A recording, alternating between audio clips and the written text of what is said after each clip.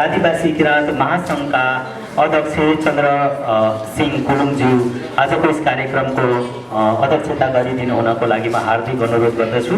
त्यसै गरी आदिवासी किराँत महासङ्घका पूर्व अध्यक्ष महासङ्घका वरिष्ठ सल्लाहकार पृथ्वीराज मुकारुङज्यूलाई आजको प्रमुख अतिथिको आसन ग्रहण गरिदिनको लागि म हार्दिक अनुरोध गर्दछु। र यसै गरी केन्द्रीय तथ्याङ्क विभाग थापाथलीका निर्देशक आजका हाम्रो स्रोत व्यक्ति पनि हुनुहुन्छ, विशेष अतिथिको आसन ग्रहण गरिदिन हुनको लागि म हार्दिक अनुरोध गर्दछु। दुलीराज लामिछानेज्यूलाई म त्यसै गरी केन्द्रीय तथ्याङ्क विभागका निर्देशक हुनुहुन्छ इन्द्रबहादुर कार्कीज्यू, उहाँलाई पनि विशेष अतिथिको आसन ग्रहण गरिदिनको लागि म हार्दिक अनुरोध गर्दछु। र यसै गरी म सल्लाहकारतर्फ लम्किन चाहन्छु र हाम्रो सल्लाहकारको अतिथि आसन ग्रहण गरिदिनको लागि म हार्दिक अनुरोध गर्दछु। यहाँ अगाडि र यसै गरी आदिवासी किराँत महासङ्घका सल्लाहकार हुनुहुन्छ हाम्रो इन्द्र कुलुङज्यू, उहाँलाई पनि सल्लाहकारको अतिथि आसन ग्रहण गरिदिनु हुन हार्दिक अनुरोध गर्दछु। सल्लाहकार पूर्व उपाध्यक्ष तथा सल्लाहकार सूर्य कुलुङज्यूलाई पनि अतिथि आसन ग्रहण गरिदिनु हुन म हार्दिक अनुरोध गर्दछु। कृपया अगाडि आइदिनु हुनको लागि म हार्दिक अनुरोध गर्दछु। अतिथि सल्लाहकारज्यूहरूलाई म अतिथि आसन ग्रहण गराउने नै छु र म संस्थागततर्फ लम्किन चाहन्छु र नेपाल कुलुङ भाषा संस्कृति उत्थान सङ्घका उहाँ सल्लाहकार पनि हुनुहुन्छ, उहाँलाई संस्थागत अतिथि आसन ग्रहण गरिदिन पनि अनुरोध गर्दछु। र यसै गरी बाइङ किराँत मुलुकका उपाध्यक्ष हुनुहुन्छ इमान सिंह बाइङज्यू, इमान सिंह बाइङज्यू अतिथिको आसन ग्रहण गरिदिनको लागि म हार्दिक अनुरोध गर्न चाहन्छु। र त्यसै गरी किराँत मेवाङ समाज युहोपका उपत्यका काठमाडौँ उपत्यका अध्यक्ष हुनुहुन्छ डेगेन्द्र मेवाङज्यूलाई पनि अध्यक्षको आसन ग्रहण गरिदिन म हार्दिक अनुरोध गर्दछु। त्यसै गरी किराँत थुलुङ राई समाजका उपाध्यक्ष बलाकाजी थुलुङज्यू, उहाँ केही समयको लागि बाहिर जानुभएको छ, कोही प्रतिनिधि हुनुहुन्छ भने अतिथिको आसन ग्रहण गरिदिनको लागि म हार्दिक अनुरोध गर्दछु। र यसै गरी किराँत खालिङ समाजका सुजन खालिङज्यूलाई म अनुरोध गर्दछु, ग्रहण गरिदिन अनुरोध गर्दछु। कृपया अगाडि डेस्कमा नै अतिथिको आसन ग्रहण गरिदिनु हुन अनुरोध गर्दछु, अन्यथा यहाँ ठाउँ भएन भने यथास्थानमा अतिथि आसन ग्रहण गरिदिन अनुरोध गर्दछु। र किराँत रदु नाछिरिङ शाखाका अध्यक्ष तारा नाछिरिङज्यूलाई पनि अतिथिको आसन ग्रहण गरिदिन अनुरोध गर्दछु। र यसै गरी किराँत जेरो राजु समाजका अध्यक्ष ओखलडुङ्गा जानुभएको भन्ने खबर मैले पाएँ र महासचिव लोकेन्द्र जेरोज्यू हुनुहुन्छ भने अतिथिको आसन ग्रहण गरिदिन अनुरोध गर्दछु। र यसै गरी किराँत आठ परियाका प्रतिनिधिज्यूहरू हुनुहुन्छ भने कृपया अतिथिको आसन ग्रहण गरिदिनको लागि अनुरोध गर्दछु। र यसै गरी किराँत लोरुङ समाजका उपाध्यक्ष भवानी लोरुङज्यू प्रतिनिधि कोही हुनुहुन्छ भने कृपया अतिथिको आसन ग्रहण गरिदिन अनुरोध गर्दछु। र यसै गरी ची हालाम तुम्बान दावाको अध्यक्ष पृथ्वी राज मुकारुङज्यू, उहाँ सल्लाहकार पनि हुनुहुन्छ र उहाँ प्रमुख अतिथि आसन ग्रहण गराइसकेका छौँ। र यसै गरी किराँत चामलिङ राष्ट्रिय सांस्कृतिक उत्थान सङ्घका अध्यक्ष राजु विक्रम चामलिङज्यू हुनुहुन्छ भने या कोही प्रतिनिधि हुनुहुन्छ भने कृपया अतिथिको आसन ग्रहण गरिदिन म अनुरोध गर्दछु। र यसै गरी आदिवासी किराँत समाजका अध्यक्ष दिपेन्द्र चामलिङज्यू उपस्थित हुनुहुन्छ भने अतिथिको आसन ग्रहण गरिदिन म अनुरोध गर्दछु। र यसै गरी यहाँ पत्रकार मित्रहरू उपस्थित हुनुहुन्छ भने यथास्थानमा अतिथिको आसन ग्रहण गरिदिन म अनुरोध गर्दछु। र यसै गरी यहाँ उपस्थित सम्पूर्ण सज्जनवृन्द महानुभावहरू यथास्थानमा आसन ग्रहण गरिदिनको लागि म हार्दिक अनुरोध गर्न चाहन्छु। र यसै गरी कृपया हाम्रो महासङ्घका पदाधिकारीज्यूहरू मैले कसैलाई अतिथि आसन ग्रहण गराउने क्रममा छुटाएछु भने कृपया सहयोग गरिदिनु हुन म अनुरोध गर्दै म अतिथिको आसन ग्रहणलाई जोड्ने नै छु। धन्यवाद दलकज्यू साथै यस महासङ्घका सचिवज्यू। आज हामी यो 2078 सालको राष्ट्रिय जनगणनाको लागि अभिमुखी कार्यक्रम सञ्चालन गर्न गइरहेका छौँ र यो कार्यक्रमको अध्यक्षता गरिरहनुभएका अध्यक्ष तथा आदिवासी किराँत महासङ्घका अध्यक्षज्यू, विशेष अतिथिजी, तथ्याङ्क विभागका निर्देशक ढुन्डुराज लामिछानेज्यू, त्यस्तै निर्देशक इन्द्रबहादुर कार्कीज्यू र मञ्चमा आसीन सम्पूर्ण व्यक्तित्वहरू र साथै यो प्रशिक्षण कार्यक्रममा वा अभिमुखी कार्यक्रममा उपस्थिति हुनुभएका हाम्रा आदिवासी किराँत महासङ्घका आयोजनामा उपस्थिति हुनुभएका हाम्रा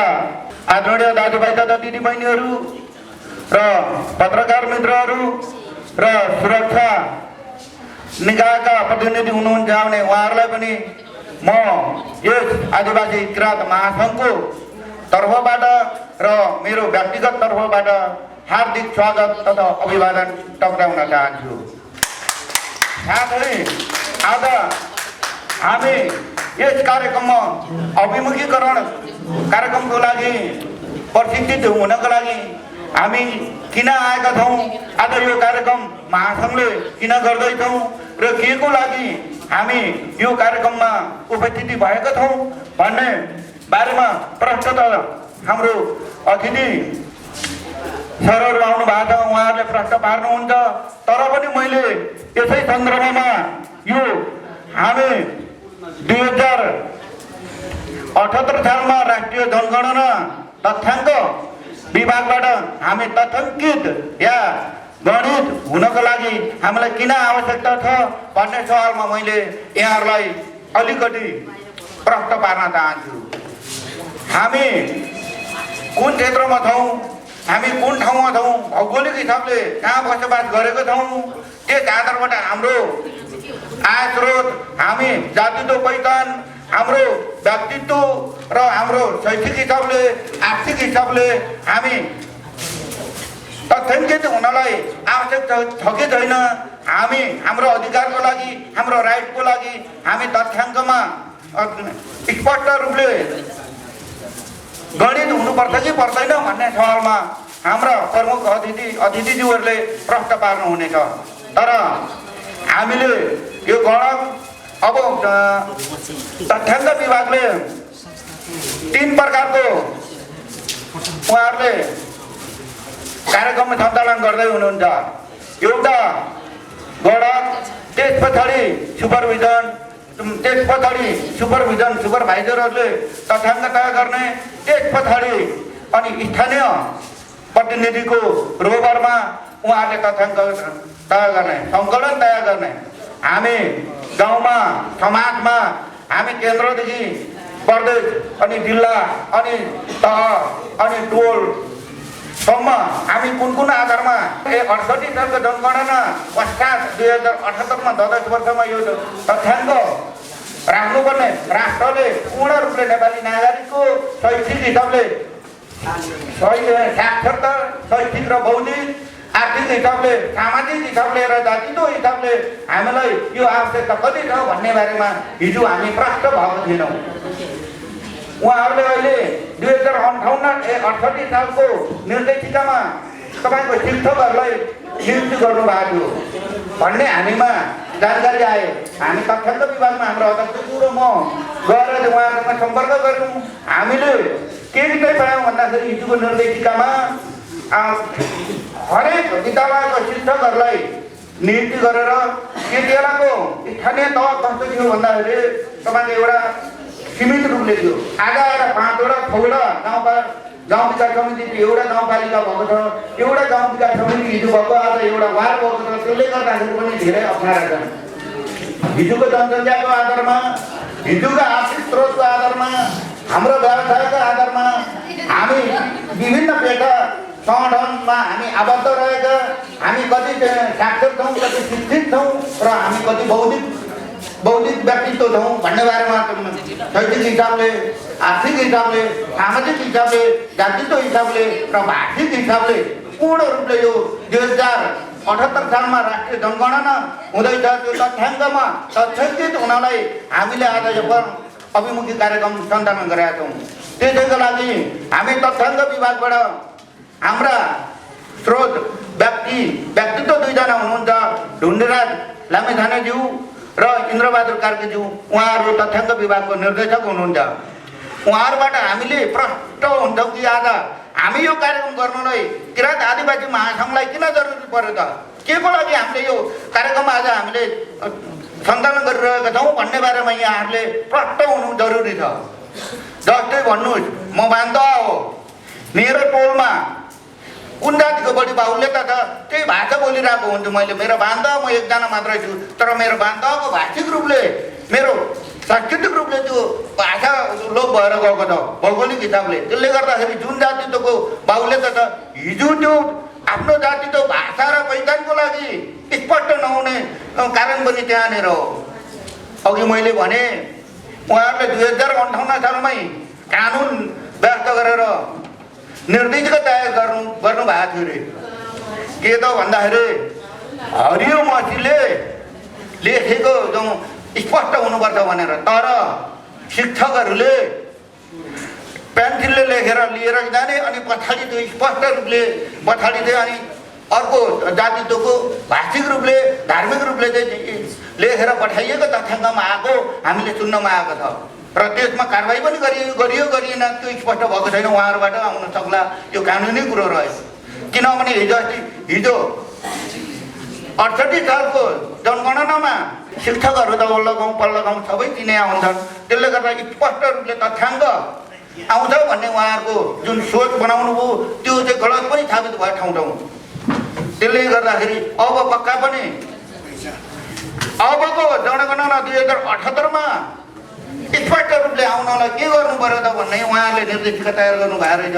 हामीले त उहाँहरूबाट हामी त तथ्याङ्क विभागमा गएर उहाँहरूबाट बुझ्दाखेरि अब +2 गरेको त्यसमा पनि सोसल वर्करहरूलाई बढी ग्राह्यता दिने, केही समय टेम्पोरेरी नियुक्ति गरेर अनि उहाँहरूले चाहिँ त्यो कार्यक्रम सञ्चालन गर्ने। त्यसमा 3 तह छन्। अघि मैले भने एउटा गणक, अनि गणकले कस्तो खालको डाटा आयो, त्यसपछि सुपरभाइजरले सुपरभिजन गर्ने, त्यो एउटा डाटा भयो। त्यस पछाडि लास्टमा स्थानीय तहको पदाधिकारीहरूसँग बसेर चाहिँ डाटा तयार गर्ने। अब त्यो पक्का पनि स्पष्ट आउला, किनभने हाम्रो जातित्व पहिचान स्पष्ट हुनुपर्छ। मैले अघि पनि फेरि मेरै कुरो जोडेँ। तपाईँहरूलाई कि बान्दाको मात्रै कुरो गरिरहँदाखेरि कुलुङको थुलुङको जुन भूगोलमा हामी रहेका छौँ, कुलुङको स्पष्ट कुलुङ हो भनेर आउनु पर्यो तथ्याङ्कमा। बान्दाको बान्दा आउनु पर्यो, चम्पाङको चम्पाङ आउनु पर्यो, ताम्लिङको ताम्लिङ आउनु पर्यो। लगायत यो जातित्व पहिचानको लागि हामीले जसरी आज उठाइरहेका छौँ, हामी आजसम्म लडेर आइरहेका छौँ, हामी आज त्यो स्पष्ट हुनु पर्यो, तथ्याङ्कले दिनु पर्यो भन्ने हाम्रो पनि माग हो। होलान् उहाँहरू प्राविधिक कठिनाइ प्राविधिक कारणले पनि त्रुटिहरू हिजो भयो होलान्, तर अब 2078 सालमा स्पष्ट आउनु पर्यो। त्यही बारेमा यहाँहरूलाई मैले यो कार्यक्रमको जानकारी गराउँदै समयले मैले अलिकति लिएँ। यहाँहरूप्रति क्षमा माग्दै र क्षमा चाहँदै फेरि पुनः आज यो अभिमुखी कार्यक्रममा भाग लिन आउनुहुने सम्पूर्ण महानुभावहरूमा हार्दिक धन्यवाद र स्वागत गर्दै बिदा हुन चाहन्छु। हवस्, धन्यवाद। म केही व्यक्तित्वहरूलाई आसन ग्रहण गराउन गइरहेको छु, यसलाई फेरि म जोड्न गइरहेको छु। अब हामीले 1-2 हाम्रो व्यक्तित्वहरूलाई छुटाउनै नहुने व्यक्तित्वहरूलाई आसन ग्रहण गराई म कार्यक्रमलाई अगाडि बढाउन चाहन्छु। हुनुहुन्छ उहाँ पनि यथास्थानमा अतिथिको आसन ग्रहण गरिदिनु हुन म हार्दिक अनुरोध गर्दछु। र यसै गरी हाम्रो किराँती पहिचानको लागि कलम चलाउनु हुने निनाम कुलुङज्यू पनि यथास्थानमा आसन ग्रहण गरिदिनको लागि अनुरोध गर्दछु। र यसै गरी हाम्रो पूर्व सुविधार हुनुहुन्छ धनराज गुरुङज्यू हुनुभएको छ।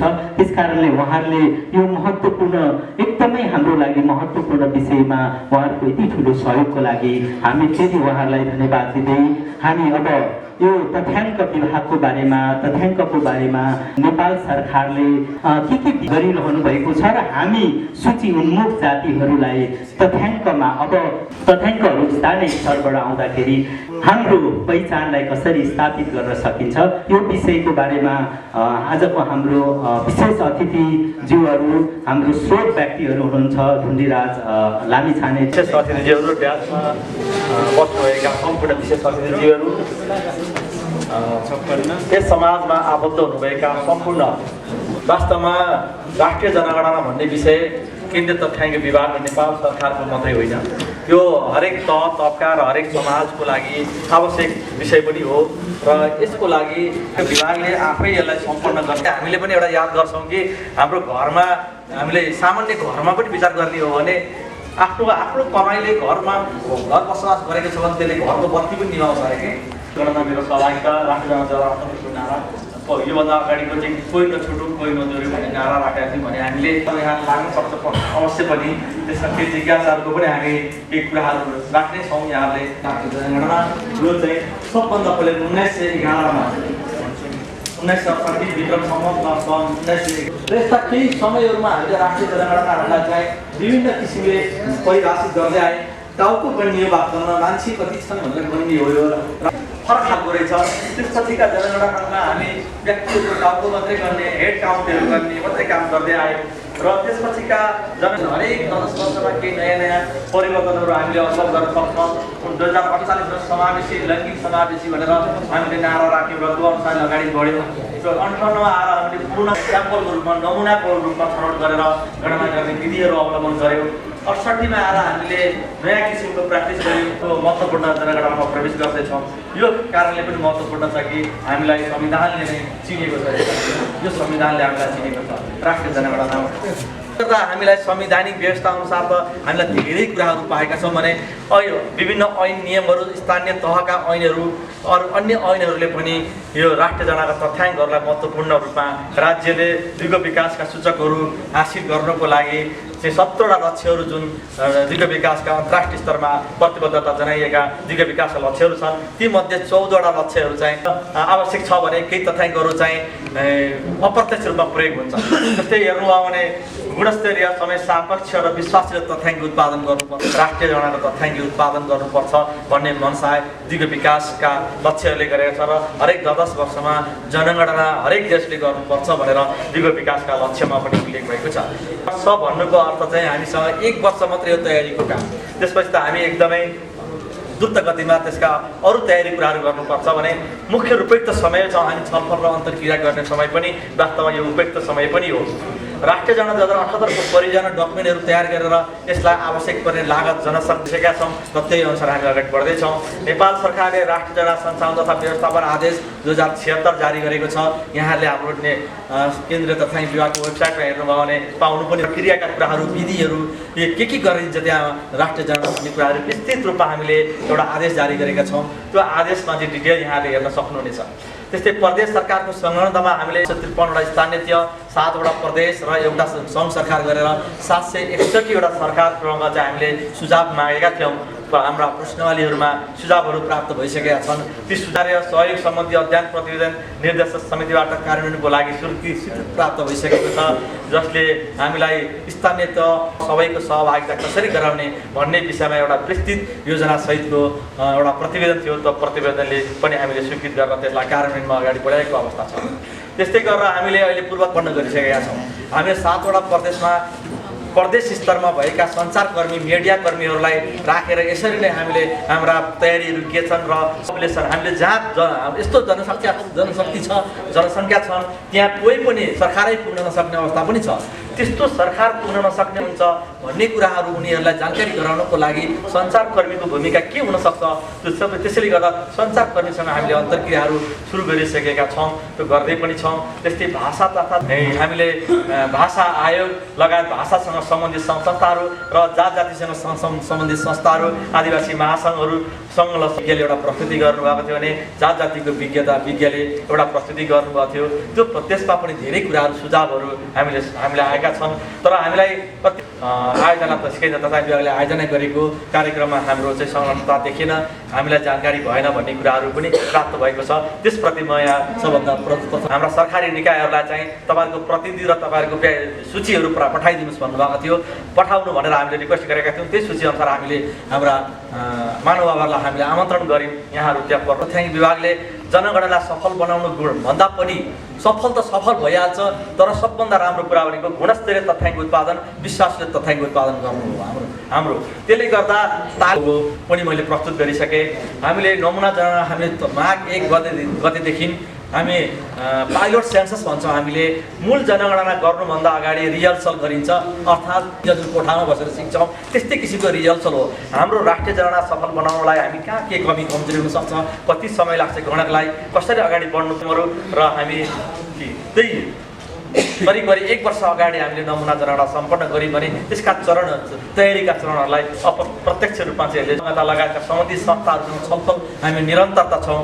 हामी हाम्रो वेबसाइटतिर हामीसँग अब कहीँ सञ्चारमा यहाँहरू जोडिनु भयो भने थाहा पाउनुहुनेछ। आइदिइरहनु भएको छ तराईका समुदायहरूबाट, पहाडका समुदायबाट र हिमालतिरका समुदायहरूबाट पनि सुझावहरू व्यक्तिगत रूपमा र संस्थागत रूपमा पनि प्रशस्त रूपमा सुझावहरू आएका छ।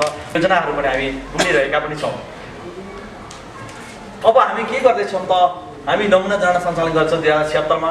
राष्ट्रिय जनगणनाको प्रशासनिक व्यवस्थापन तथा आर्थिक सञ्चालन गर्ने यी कुराहरू हामीले क्याबिनेटमा अगाडि पेश गरेछौँ। अहिले अर्थ मन्त्रालयमा पुगिसकेको छ। त्यस्तै प्रश्नावली तथा निर्देशिका प्रचार प्रसार सामग्री, गणना सामग्री तयार गर्ने यो साल हामी गर्छौँ भने अब बाँकी 77 जिल्लामा यो साल हामी संलग्न जिल्लामा हुने समेत समावेश गराएर यो 77 जिल्लामा सचेतना कार्यक्रमहरू सञ्चालन भइरहेको कुरा म जानकारी गराउन चाहन्छु। त्यस्तै प्रदेश स्तरमा मिडिया कर्मीसँग पनि हामी छलफल गरिरहेका छौँ, हामी अवतरक्रिया गर्नको लागि।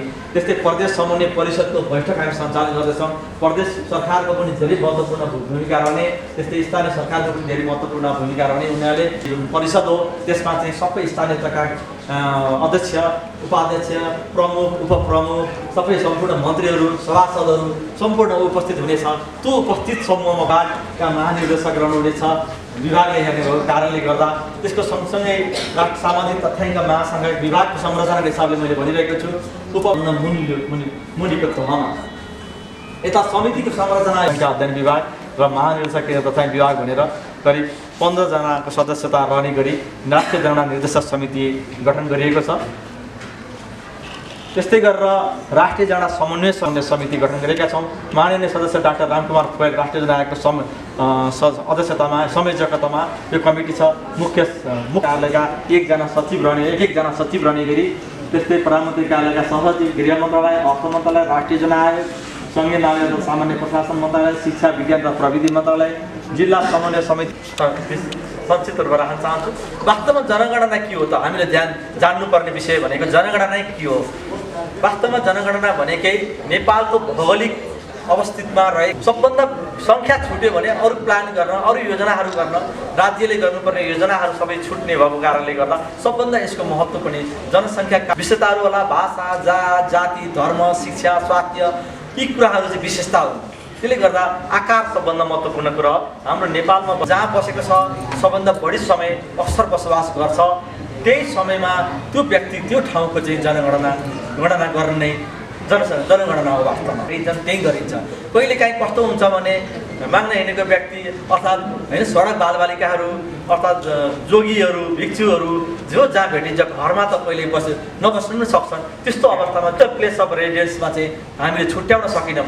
कहिले 6 महिना यता बस्छु, म छैन 6 महिना अर्को ठाउँमा बस्छु भन्ने अवस्था आयो भने सबभन्दा बढी कहाँ बस्ने त त्यो व्यक्ति, त्यो व्यक्तिको चाहिँ गरी भन्दा चाहिँ जनगणनाले स्थानीय तहले, प्रदेश या सरकारले बनाउने योजनाहरू चाहिँ व्यक्तिलाई बनाउने हो, कुनै पनि अरूलाई बनाउने नै होइन। जति हामीले योजना बनाउँछौँ व्यक्तिलाई, जनसङ्ख्यालाई बनाउने हो। त्यो जनसङ्ख्यालाई आवश्यक पर्ने खाने पानी, बिजुली, बत्ती लगायतका विविध सेवा सुविधाका कुराहरू त्यही जिल्लाले दिनुपर्ने, त्यही ठाउँले दिनुपर्ने भएको कारणले व्यक्ति जहाँ बस्छ। अब हाम्रो योजना के त विगतभन्दा के फरक छ त? विगतभन्दा हामीले धेरै कुराहरू फरक गरेका छौँ। वास्तवमा एकदमै धेरै।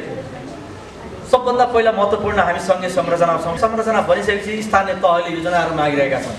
कस्तो योजना बनाउने भनेर तथ्याङ्क चाहियो उनीहरूलाई। अब अहिले यति तथ्याङ्क छैन भनेर सबै 753वटा स्थानीय 6 महिनाभित्र जनगणना गर्नुपर्छ, छिटो गरिदिनु भन्ने डिमान्ड। तर के गर्ने, अन्तर्राष्ट्रिय प्र्याक्टिस र हाम्रो अभ्यास र सबभन्दा लागतको हिसाबले त हामीले 10 वर्षमा गर्नै पऱ्यो, धेरै ठुलो कस्ट खर्च हुन्छ यसमा। त्यसले गर्दा पनि हाम्रो तयारी पनि यसलाई धेरै। अब अहिले हामीले परिवर्तन गरेको, विगतमा गरेको पूर्ण गणना स्याम्पल विधिलाई हटाएर हामीले अहिले एउटा मात्रै प्रश्नावली लिएर जाँदैछौँ। एउटा मात्रै पहिला चाहिँ प्रत्येक 8 घरमा एउटा क्वेसनर नबनाएर 2टा क्वेसनर थियो, अहिले एउटा मात्रै बनाएर प्रत्येक घरमा जाने। भन्नुको अर्थ हामीहरू अब वडा तहसम्म चाहिँ हामीले हाम्रो राष्ट्रिय जनगणनाका तथ्याङ्कहरू उपलब्ध गराउन सक्छौँ। दिन्छौँ वडा तहमा दिनुको अर्थ के हो भने आवधिक योजना बनाउन, स्थानीय तहले योजनाहरू बनाउन आवश्यक परे तथ्याङ्कहरू अब राष्ट्रिय जनगणना मार्फत चाहिँ प्राप्त हुन्छ। सबभन्दा महत्त्वपूर्ण पक्ष यो हो हामीले जानुपर्ने हुन्छ। हिजो धेरै कुराहरू गुनासोहरू पनि आएको छ, यहाँले पनि गुनासो गरिरहनु भएको छ। धेरै अरू जात जातिका भाषाभाषीका तेस्रो लिङ्गीका अरू समुदायका व्याख्याङ्क चाहिँ दिनुपर्ने अवस्था किन छ भन्दा राष्ट्रिय जनगणनाले हिजो चाहिँ तल्लो लेभलसम्म डेटा दिँदैन थियो। जब हामी तल्लो लेभलसम्म डेटा तथ्याङ्क दिन्छौँ तब देखिन्छ हाम्रो कमी कमजोरी झन् देखिन्छ। हिजो के दिन्छौँ थोरै देखिन्थ्यो कमी कमजोरी, अब हामी तल दिन्छौँ धेरै देखिन्छ कमी कमजोरी। त्यसले गर्दा अब हामी सबै नागरिक समाज हामी सबै केन्द्रीय तथ्याङ्क विभाग नेपाल सरकार स्थानीय सरकार प्रदेश सरकार सचेत हुन आवश्यक छ। भन्दा हाम्रा घर परिवार हाम्रो समुदाय नै हो, हामी नै हो। हामीले हाम्रा विवरणहरू सही दियौँ भने त तथ्याङ्क सही हुने हो। हाम्रा योजनाहरू बनाउन सही तथ्याङ्क भएन भने योजनाले मूर्त रूपमा व्यवस्थापन गर्न सहज हुने ठाउँमा करिब 17वटा महानगर र उपमहानगरपालिकामा ट्याब्लेटबाट विद्युतीय सिस्टमबाट चाहिँ तथ्याङ्क त्यहाँ चाहिँ पेपर बेसमा नै हामी गर्छौँ, सेन्सस गर्छौँ। अघि यहाँ पेपर बेस भन्ने बित्तिकै यहाँले कुरो पनि आयो, निलो डट पेन र पेन्सिलको कुरा पनि आयो। हुनसक्छ कहिले पनि दिँदैनौँ। अब गणकले चाहिँ पेन्सिलले चाहिँ ल्यायो भने हामी एक्सेप्ट त गर्दैनौँ त्यो विषयहरू। तर कसरी आयो त्यो कुराहरू मलाई त्यति ज्ञान भएन, म पनि अठात्रै हो, अरूले क्रिमेट गर्न पनि पाइँदैन भन्ने हो। तर हुनसक्छ यहाँहरूले भनेको कुरा सही पनि हुनसक्छ र हामीलाई आरोप पनि धेरै ठाउँबाट आएको छ। चौतारीमा बसेर जनगणना गऱ्यो भने आरोप छ, सही पनि हो, हामीले पछि पत्ता पनि लगायौँ, सही पनि भएको छ। तर अब त्यो हुन दिनु हुँदैन। हामीले त्यो सचेत कसरी कहाँ हुन खोजेका छौँ भने अब हामीलाई चाहिँ एउटा अपर्च्युनिटी सक्रिय छन्। अहिले प्रदेश सरकार त्यहाँ वाचडगको रूपमा बसिरहेको छ। हरेक नागरिक समाजहरूलाई अब स्थानीय तहमा तथ्याङ्क चाहियो भने चाहिँ यहाँहरू जस्तो समाजले चाहिँ हाम्रो सही तथ्याङ्कमा बसेर यता पेन्सिलले भरेर ल्याउन दिँदैन। अब हाम्रो नागरिक समाज अब त्यो आफै सचेत हुनु पर्यो। जब स्थानीय तहबाट तल नागरिक समाजबाट नै सही तथ्याङ्क आउँदैन भने हामी सबै सचेत हुने। र हामीले एउटा प्रस्ताव पनि गरेका छौँ, वडा स्तरमा राष्ट्रिय जनगणना सहजीकरण समिति भनेर गठन पनि गरेका छौँ। त्यो कि हामीले अर्थ मन्त्रालयले वडा स्तरमा नागरिक समाजलाई एक्टिभ नबनाएसम्म राष्ट्रिय जनगणना सफल हुँदैन र सही तथ्याङ्क आउँदैन भन्ने हाम्रो पनि भनाइ हो। त्यसले गर्दा हामीले वडा स्तरमा एउटा यस्तो सहजीकरण कमिटी गठन गरेका छौँ। त्यसमा चाहिँ स्कुलका टिचरहरू रहने, वडा अध्यक्ष रहने, नागरिक समिति गर्ने हो। हामी विगतमा हामी घर खन्दैछौँ, नेपालमा कतिवटा घर छैन, जस्तै अहिले भूकम्प गएर त्यहाँ प्रब्लम समस्या आयो, त्यहाँ राहत ल्याउन सकेन। वास्तवमा त्यस्ता कुराहरू विपद व्यवस्थापनका कुराहरू पनि घरका विवरणले धेरै गर्ने भएको कारणले अहिले हामीले परिवर्तन गरेको घरको पनि गणना गर्छौँ, नतिजाहरू हामीले दिन सक्यौँ। अर्को महत्त्वपूर्ण प्रणाली भनेको विगतमा थिएन, यो नेपालमै मात्रै होइन विश्वमा पनि ऐतिहासिक हुँदैछ। यो सामान्य राज्यलाई पाइने र वडा स्तरले दिएको भित्र पाएका चाहिँ राज्य घर परिवारले पाउने सेवा सुविधाहरूको अवस्थामा र अहिले यहाँले सुनिराख्नु होला अरे भन्नु पऱ्यो नि। राष्ट्रिय 2068को गणना अनुसार वास्तवमा शहरी जनसङ्ख्या कति छ त भने यो ऐतिहासिक मैले अघि भने त्यो सामुदायिक प्रणाली ऐतिहासिक हुनेछ र विश्व समुदायलाई पनि यो हाम्रो चाहिँ अभ्यास नमुना हुनेछ। र हामीले नयाँ सोच बनाएका छौँ। यहाँ जनशक्ति व्यवस्थापन फरक गरौँ र शिक्षकहरूको रोललाई अलिकति अलिकति गरौँ। शिक्षकलाई हामीले यहाँ काहीँ मिडियाहरू पनि आयो, शिक्षकहरू नराख्ने भनेर पनि होला। फेरि सरकारका मानिसहरू जाने होला भन्ने होला। हामीले यो अभ्यास चाहिँ आर्थिक गणना कसैको सोच लाग्दैन, त्यो कुरो विश्वास गराउन चाहन्छु मैले। त्यसले गर्दा हामी मेरिट बेसमा हामी विश्वास गर्ने हौँ, किनभने राष्ट्रिय जनगणना सफल कसरी गर्छौँ अधिकारहरू भनेर पनि यहाँ सार्वजनिक छौँ। त्यो कार्य दिनको लागि कुनै वडा त 1500 2000को पनि 3000सम्म कार्य हामीले आवश्यकता र तथ्याङ्क प्रशोधन केन्द्रहरू स्थापना गरेछौँ। करिब तथ्याङ्क प्रशोधनमा 600 कर्मचारीहरू हामी करारमा लिन्छौँ। विगतमा हामीले यो पनि ठुलो परिवर्तनमा हामीले अहिले गरेको। वास्तवमा विगतमा हामी टेन्डर आफै त्यो तथ्याङ्क प्रशोधन गर्नेछ र विगतमा 2 वर्ष लागेको तथ्याङ्क प्रशोधन र नतिजाहरू निकाल्न 2 वर्ष लागेको थियो भने अब हामी 9 महिनाभित्र रिजल्ट चाहिँ बाहिर निकाल्छौँ भनेर हामीले प्रतिबद्धता गरेका छौँ। हामीले अहिले नयाँ सोच भनेको मैले क्रमशः नयाँ सोचहरू पनि भनिरहेको छु। तथ्याङ्क प्रतिवेदन हामीले 1 नम्बरको तथ्याङ्क प्रतिवेदन यो पुरानो हो, हामीले डिस्ट्रिक्ट समिति दिन्छौँ। अब अर्को महत्त्वपूर्ण हामीले गर्न खोजेको सरकारवाला जो कोहीले आवश्यकता बमोजिम तथ्याङ्क प्राप्त गर्न सक्ने प्रणालीको विकास गर्ने अहिले हामीले नयाँ गर्न खोजेको भने अहिले कसैलाई तथ्याङ्क चाहियो इन्टरनेटको माध्यमबाट द्वारा आफूलाई चाहिएको तथ्याङ्क त्यही उत्पादन गर्न सक्ने गरेर एउटा सिस्टम विकास गर्दैछौँ, प्रणालीको विकास गर्ने सोच्न छ हामी। जसले गर्दा तथ्याङ्क विभागमा धाइरहनु पर्ने अवस्था रहँदैन। पढाउनु पर्ने एउटा विषय छ, तर सबै कुरो एकै ठाउँमा हालेर अनि भारी पकाइदिए जस्तो त्यो किताबहरूलाई एउटा किताबमा 10वटा विषयका कुराहरू त्यो कुराको अन्त्य गर्ने, हरेक कुराको फरक फरक थेमेटिक विषयहरू विषयगत रूपमा प्रतिवेदन तयार गर्ने, जसले राज्यलाई योजना बनाउन सपोर्ट गर्ने। फरक फरक हामी अन्त गर्दै फरक फरक किसिमले निकाल्ने, जसलाई जनसाङ्ख्यिक विवरण हेर्न मन लाग्छ भोलुम 1 लिन्छ, त्यसले लैङ्गिक सम्बन्धी हेर्न महिलाका कुराहरू, जनसङ्ख्या प्रक्षेपण, आज हामी यहाँ छौँ भने अब 10 वर्षमा हामी कहाँ पुग्छौँ, हाम्रो जनसङ्ख्या कति हुन्छ, त्यसका प्रक्षेपणका कुराहरू, बसाइसराई र सहरीकरणको अवस्था के छ, मातृ मृत्यु दरको अवस्था तयार गर्नेछौँ, जसले गर्दा राज्यलाई पनि योजना बनाउन सहज होस् भन्ने पनि हो। मुख्य रूपमा प्रस्तावित प्रश्नावलीहरू 3 किसिमका प्रश्नावली। हाम्रा प्रश्नावली तयार गर्नको लागि हामीले के सिद्धान्त अपनाउँछौँ त सबभन्दा महत्त्वपूर्ण कुरा हो। राष्ट्रिय जनगणना अन्य गणना जस्तो अरू देशहरू हेऱ्यौँ भने साह्रै न्यून क्वेसनहरू, आज हाम्रो क्वेसनहरू भन्नुहुन्छ भने 70वटा क्वेसन त पुगिसकेका छ। मुख्य प्रश्नले मात्रै 70वटा क्वेसनहरूतिर भर पर्नुपर्ने अवस्था चाहिँ हो। तर सङ्घीय संरचना अथवा हाम्रो देश परिवेश अनुसार अन्य तथ्याङ्कहरू प्राप्त नभएको कारणले हामी राष्ट्रिय जनगणना, त्यसले गर्दा राष्ट्रिय प्राथमिकता के हो त, नेसनल प्रायोरिटी नेपालको के हो त, त्यो अनुसार क्वेसनहरू बनाउनुपर्छ। महत्त्वपूर्ण पक्ष हो हामीले त्यही प्रायोरिटी, हाम्रा नीति अनि राष्ट्रिय कुराहरू मात्रै होइन, यो अन्तर्राष्ट्रिय विषय पनि हो। हामीले हाम्रो राष्ट्रिय आँखाले मात्रै हेर्न पुग्दैन यसलाई, हामीले अन्तर्राष्ट्रिय प्र्याक्टिस अन्तर्राष्ट्रिय समुदायले पनि गरिन्छ, विश्वले मानेको हिसाबले पनि हामीले गर्नुपर्ने हुन्छ। त्यसले गर्दा principles and recommendation for population housing census भनेर युनाइटेड नेसनले तेस्रो नम्बरमा उपयुक्तता भन्छ। सबभन्दा बढी क्वेसनर बनाउँदा, प्रश्नावली बनाउँदा उपयुक्त हुनुपर्छ। कसलाई उपयुक्त हुने भन्दाखेरि चाहिँ घर परिवार उत्तरदाताले बुझ्नुपर्ने, एकदम सजिलो सहज होस्, सही र तथ्याङ्क भरपर्दो तथ्याङ्क आओस्। त्यसले उपयुक्त प्रश्न उत्तरदाताले दिन सक्ने प्रश्न चाहिँ हामीले यसमा इन्ट्रोड्युस गर्नुपर्छ भन्ने हो। संसाधनहरू रिसोर्सेस, राज्यलाई स्रोत र साधन कम छ भने त्यही अनुसारले गर्ने, स्रोत साधन पुग्छ भने त्यही अनुसारले गर्ने हो। वास्तवमा त्यो महत्त्वपूर्ण पक्ष पनि हो। र वैकल्पिक स्रोत राष्ट्रिय जनगणनाले सक्ने अवस्था रहँदैन। त्यसले गर्दा केही क्वेसनहरू चाहिँ, केही प्रश्नहरू चाहिँ आवधिक सर्वेक्षणहरूबाट गर्नुपर्ने हुन्छ। राष्ट्रिय जनगणना सबै कुरो समेट्न, सबै कुरो माग पुरा सुझावहरूमा हेर्नुभयो भने क्याटेगोरिकली हेर्नु भने 200-250 सुझावहरू हामीलाई प्राप्त भएको छन्। हामीलाई यो तथ्याङ्क चाहियो, फलानु तथ्याङ्क चाहियो, फलानु यस्ता कुराहरू स्थानीय, त्यही पनि राज्यलाई नीति पोलिसीमा गाइड गर्ने र संविधानलाई गाइड गर्ने किसिमले केही प्रश्नहरू हामीले चाहिँ समावेश गरेका छौँ यो यसपालिको जनगणनामा। देशभरिमा त्यो सुपरभाइजरले मूल जनगणना सुरु हुनुभन्दा 15-20 दिन अगाडि यो घर तथा घर परिवारमा लगत सूची फारम भर्न जानुहुन्छ, जसले गर्दा गणनालाई पनि सहज होस् भन्ने हिसाबले मुख्य गणनालाई एउटा सहज गर्ने, गणकको कामलाई सहज होस्, कोही नछुटोस्, कोही नदोहोरियोस्। त्यसपछि के कति काम गरेको छ उसले त्यो आधारमा गणकले गर्ने हो, कोही नछुटोस्, कोही नदोहोरियोस् र गणकलाई खटाउन सजिलो होस्। किनभने 15 दिनमा गणकले करिब 150 देखि 200 घर परिवार सक्नु, किनभने उसले छुट्याइदिने छ। भोलि 300 दियो भने उसले 200 मात्रै भरेर 100 छुट्याइदिने सम्भावना छ। उसले सक्ने मात्रै लोड दिनुपर्ने भएको कारणले त्यो सुपरभाइजरले तयार गरेको लिस्टको आधारमा पनि पछि राष्ट्रिय कृषि गणना गर्छौँ। राष्ट्रिय कृषि गणना चाहिने तथ्याङ्क यसले दिन्छ। यो सूची जुन हामीले सूची राष्ट्रिय कृषि गणनाले यही सूचीका आधारमा कृषि गणना सम्पन्न गर्छ। त्यसै गरेर मुख्य विषयहरू यसमा घरको सङ्ख्या र त्यसको प्रयोजन आउने भयो। यो नयाँ विषय हो, हामीले यसबारे मैले अघि नै भनिसकेँ। हामीले प्रस्तुत गरेको महत्त्वपूर्ण एउटा कृषि गणना पनि हो। अघि मैले घर गणना भने, जनगणना भने, कृषि गणना, यो किसिमले कृषि गणनाको बेस पनि दिन्छ यसले भने। यो कृषि सम्बन्धी कुराहरू पनि हामीले लिन्छौँ। कृषक पनि र फाइनल सुझाव दिने क्रममा आज भोलि उहाँहरूले सायद दिनुहुन्छ होला, हामी छलफल क्रममा छ। मुख्य गणनामा चाहिँ मुख्य प्रणालीहरूमा चाहिँ के छ भन्दाखेरि पारिवारिक विवरणहरू भनेर हामीले घरको संरचना, राष्ट्रिय सुविधा, घर परिवार सम्बन्धी विवरणले दिने उत्तर हो। यो पारिवारिक विवरण भनेको परिवारले दिन्छ यो एन्सर चाहिँ।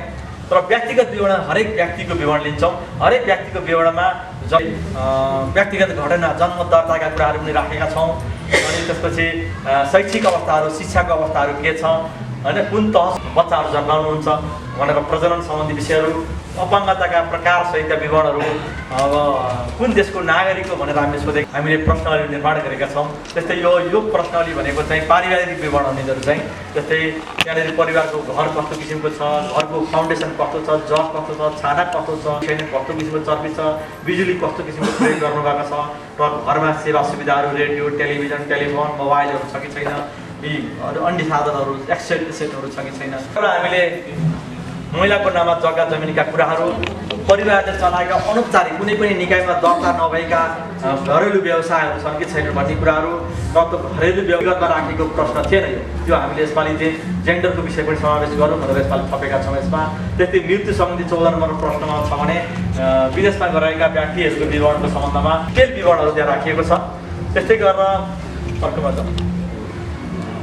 गरेर हामीले अब हरेक व्यक्तिलाई सोध्ने प्रश्नावलीमा नाता के हो, लिङ्ग के हो, पुरुष 5 वर्षभन्दा बढेको बालबालिका जन्मदाता जात जाति के हो, अनि भाषाका कुराहरू मैले जात जाति र भाषाको अलिक पछाडि जान्छु म अहिले। त्यसपछि अपाङ्गता विषयहरू र शैक्षिक अवस्था, शैक्षिक विवरणहरू छ। र बसाइसराई हामीले बसाइसराईमा विगतमा जिल्ला तहसम्म मात्रै बसाइसराईको अवस्था हेर्थ्यौँ भने यसपालि हामीले स्थानीय तहसम्मको बसाइसराई लिने गरेर हामीले प्रश्नावली निर्माण गरेका छौँ। त्यस्तै फर्टिलिटीको कुराहरू छन् र प्रजननको कुराहरू तथ्याङ्कमा अगाडि। त्यस्तै गरेर अपाङ्गता सम्बन्धमा अलिकति केही सुधारहरू गरेका छौँ। यहाँ पनि अलिकति हामीलाई फाइनल गर्ने कुरामा अलिकति समस्या आइरहेको सङ्ख्या लिइदिनुपर्छ भनेर उहाँहरूले माग गरिरहनु भएको छ भने हामीलाई मन्त्रालयबाट चाहिँ हाम्रो ऐनमा भएको व्यवस्था अनुसार चाहिँ गर्नुपर्छ भन्ने सुझाव आइरहेको हुनाले र अन्य केही गुण गरेका छ तिनीहरूलाई नै आधार मान्नुपर्छ भनेको हुनाले यहाँ कन्फ्लिक्टहरू छ। त्यसले गर्दा त्यसको विषयमा हामीले फाइनल गरिसकेका छैनौँ। अहिले हामीले प्रस्ताव चाहिँ ऐन अनुसार छ। त्यो परिभाषालाई मध्यनजर गर्दै हामीले रोजगार र बेरोजगारका तथ्याङ्कहरू तल्लो तहसम्म दिनको लागि केही क्वेसनहरू नयाँ परिमार्जन सहित हामीले प्रस्तुत गरेका छौँ। हामीले मैले नेपालमा मात्रै होइन विश्वमा नयाँ अभ्यास राष्ट्रिय जनगणनामा प्रयोग भएको मध्येमा हामीले महत्त्वपूर्ण रूपमा 3टा कुराहरूलाई चाहिँ समुदाय प्रश्नावलीमा प्रयोग गर्ने सोच बनाएको भनेको हाम्रा जात जाति र भाषाभाषीहरू चाहिँ छुटे भन्ने जुन आरोप आइरहेको छ हामीले यो त्यो विषयमा स्थानीय तहमै वडा तहमै गएर त्योहरू हुनुहुन्छ भन्ने कुरा चाहिँ अग्रिम ल्याउन सक्यो भने हाम्रो राष्ट्रिय जनगणनामा केही त्रुटिहरूलाई सच्याउन सकिन्छ कि भनेर हामीले मूल प्रश्नावलीमा भएको व्यवस्थालाई वैधता परीक्षण गर्नको लागि वास्तवमा यहाँबाट ल्याएको हुन्छ भनेर हामीले त्यो केही क्वेसनहरू आज यहाँलाई म देखाउनेछु। वडा स्तरमा भएको सेवा सुविधाहरू राज्यबाट प्राप्त गर्ने सेवा सुविधाहरू त्यहाँ भएका सेवा सुविधाहरू के कस्ता छन् भन्ने विषयहरू पनि त्यहाँ हामीले समेटेका छौँ। ती विशेषताहरूको प्रश्नहरू हामीले त्यहाँ राखेका छौँ जसले गर्दा वडा चाहिँ सहर हो कि होइन भन्ने कुराहरू पनि त्यसले अध्ययन गर्न सहज बनाउनेछ। त्यो मुख्य वडामा प्राकृतिक जोखिम छ कि छैन भन्ने क्वेसनहरू पनि राखेका छौँ। त्यो वडा स्तरमा वातावरण सम्बन्धी प्रश्नहरू पनि केही राखेका छौँ। अब मैले यहाँलाई भने यस वडामा कुन जात जातिका मानिसहरूको बसोबास बाहुल्यता छ भनेर हामीले त्यहाँ भएका सबै जात जातिको चाहिँ हामी समेटेर क्याटेगोरिकली 1, 2, 3 भनेर ल्याउँछौँ। हामीले त्यो ल्याउनु परीक्षण गर्नुको लागि भन्ने हो। वास्तवमा त्यो हाम्रो छुट्यो भने हामीले धुरो आरोप पनि छ वास्तवमा छुट्यो यो फलाना जाति थियो तर एउटा पनि आएन अहिले त देखिएन भन्ने पनि सुझाव दिनुभएको छ। त्यसले गर्दा धेरै आर्धवटा जात जातिले दिनुभएको कारणले गर्दा पनि हामीलाई यो शर्मा तथ्याङ्क दिँदैछौँ। सही र भरपर्दो तथ्याङ्क आउनुपर्छ। अब हाम्रा प्लानिङहरू सही र भरपर्दा हुनुपर्छ किनभने राष्ट्रिय जनगणनाको चाहिँ विशेषता के हो भन्दाखेरि यो चाहिँ 10 वर्षसम्म फेरि अर्को हुँदैन। 10 वर्ष यही छ भन्ने हिसाबले राखेका छौँ।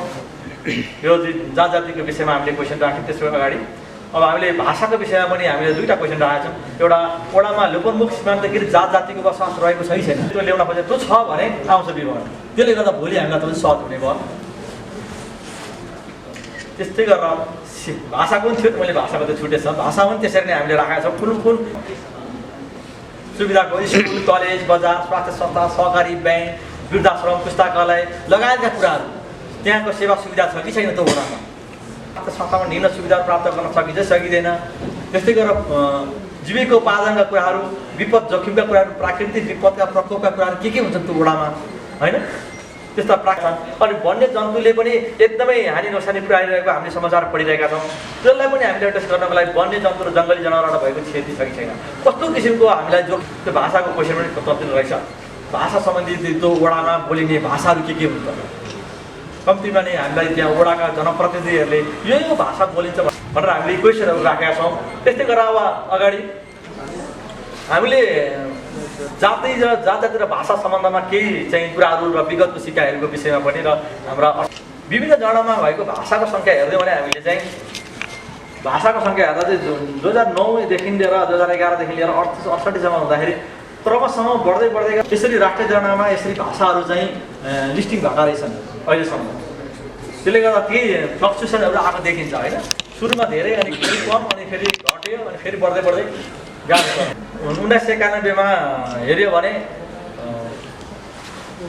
48 सालको 48, 58, 68 होइन 48मा 60 त्यस्तै हिमालीमा 3, 5, 9 हुँदै गयो, पहाडीमा 27, 45 र 55, तराईमा 29, 50, 61 क्रमशः बढ्दै गएको अवस्था छ भने अघिल्लो चरणमा भन्दा थपिएको चाहिँ 2001मा 40वटा राष्ट्रिय चरणमा पघिल्लोमा एउटा घटेको थियो 2001 सालमा होइन अघिल्लो चरण घटेको चाहिँ र 2मा उता गएर 11मा गएर 2टा कुनै जाति चाहिँ कम्प्लिटली नपाएको 2001मा चाहिँ 9वटा जातिको चाहिँ जनसङ्ख्या घटेको देखियो 11मा गएर 10वटा जातिको जनसङ्ख्या चाहिँ घटेको देखिँदो रहेछ। त्यतापट्टि मैले नामको यो 68को यो हरियोमा राखेको चाहिँ मल नम्बर 7मा नामको जाति के हो भन्ने क्वेसन थियो होइन हामीले कोड भनेर ब्राकेटमा लेखेका छौँ होइन। अब यो छलफलको क्रमशः जाति संवैधानिक आयोगहरूसँग बसेर छलफल गर्ने जाति मध्येमा 125वटा अथवा 124वटा भनौँ न, एउटा त अन्य होला अनि 124वटा जति जातिलाई चाहिँ कन्फर्म लिस्टमा राख्ने र बाँकी अब आउन सक्नेलाई अन्यको लिस्टमा राखेर एउटा कोडिङ सिस्टम ओपन राख्दाखेरि चाहिँ धेरै थरहरू आइदियो होइन। विगतको जमानामा सबै जातिको कोलोमा थर आइदियो सबै, अनि थर आएको कारणले जस्तो अब यहाँले लामिछाने भनेको मगर पनि हुन्छ, थापा पनि हुन्छ, अरू छन् थुप्रो छन् होइन। अनि थरको आधारले त जाति छुट्याउन सकिँदैन नि वास्तवमा होइन। गडकले नबुझेर होला उनीहरूले चाहिँ हतारमा लेखे चाहिँ थरलाई नै कपी गरिदिए। अब त थरलाई जातमा कन्भर्ट गर्ने कुरा त बहुत गाह्रो भयो। केन्द्रमा बसेर यहाँहरू जस्तै विद्वान एक्सपर्टहरू 5जना 6जनाको टोली बनाएको थियो जातिको तथ्याङ्क विश्लेषण गरेर, अनि बसेर उहाँहरूले ल अब यो थरलाई यहाँ लाने भनेर उहाँहरूले बनाउनु भयो होइन। बनाएर फाइनल गरेर 125मा पुऱ्याएको हो। धेरै गाह्रो भयो, अपोजिसन नगरौँ, साह्रै गाह्रो भएको थियो विगतको जनगणनामा। तपाईँहरूले यसपालि चाहिँ कोडिङ गरिदिनुहोस्, कम्तीमा कन्फर्म भएका जातलाई कोडिङ गरिदिउँ, अन्य आउन सक्नेलाई अन्य भनिदिउँ भने भएका कन्फर्म भएका चिज त कन्फर्म गर्न खोजेको यहाँ भनेको कोड लेख्नु पर्ला भनेर अहिले हामीले प्रस्ताव गरेका छौँ। यसमा अगाडि भाषामा पहिलाको भाषामा चाहिँ अलिकति फरक। अहिले हामीले अब केही समस्या भयो त वास्तवमा विगतको अलिकति अभ्यास हामीले हेर्दा एकदमै के भइरहेछ तर अहिले भाषा आयोगले हामीलाई सुझाव दिइरहेको अवस्थामा के छ त होइन। सबै जातले जात अनुसार भाषा लेखाउने जुन अब हामीसँग छ विगतमा त्यो अभ्यास भयो भने हामीले त्यहाँ हाम्रो विज्ञले नामलाई तत्काल आएन उहाँले चाहिँ प्रस्तुत गर्नु मामुहरू के नाम बालकृष्ण मामुजीले पेस गर्नुभएको थियो। त्यहाँनिर पनि यस्तो भएको विगतमा हाम्रा जाति भाषाभाषीमा सबै समुदायले तराईमा हिमालमा पहाडमा जातिका समाजले सङ्घ संस्थाहरूले चाहिँ आफ्नो जातिको चाहिँ कोलमै बनाएर चाहिँ गणकहरूलाई अर्थात् नागरिकहरूलाई चाहिँ प्रशिक्षण दिएको अवस्थामा जातिले चाहिँ राम्रो डेटा आउन सकेन, त्यसलाई सही तथ्याङ्क आएन। जातलाई नै भाषा टिपाउने हो भने चाहिँ किन भाषाको तथ्याङ्क ल्याउनु पर्यो, यो चाहिँ गलत भएको छ, त्यसलाई सुधार गर्नुपर्छ भन्ने सुझाव पनि दिनुभएको छ। यो वास्तवमा रियालिटी के छ भन्ने कुराहरू चाहिँ यहाँले पनि बसी भन्नुहुनेछ होला। त्यस्तै गरेर वास्तवमा जातलाई नै भाषा टिपाउने हुँदा चाहिँ कम्तीमा नि बोलेको हुनु पर्यो, मातृभाषामा घर परिवारमा बोलेको हुनुपर्छ भन्ने मनसाइ नै होला यसको।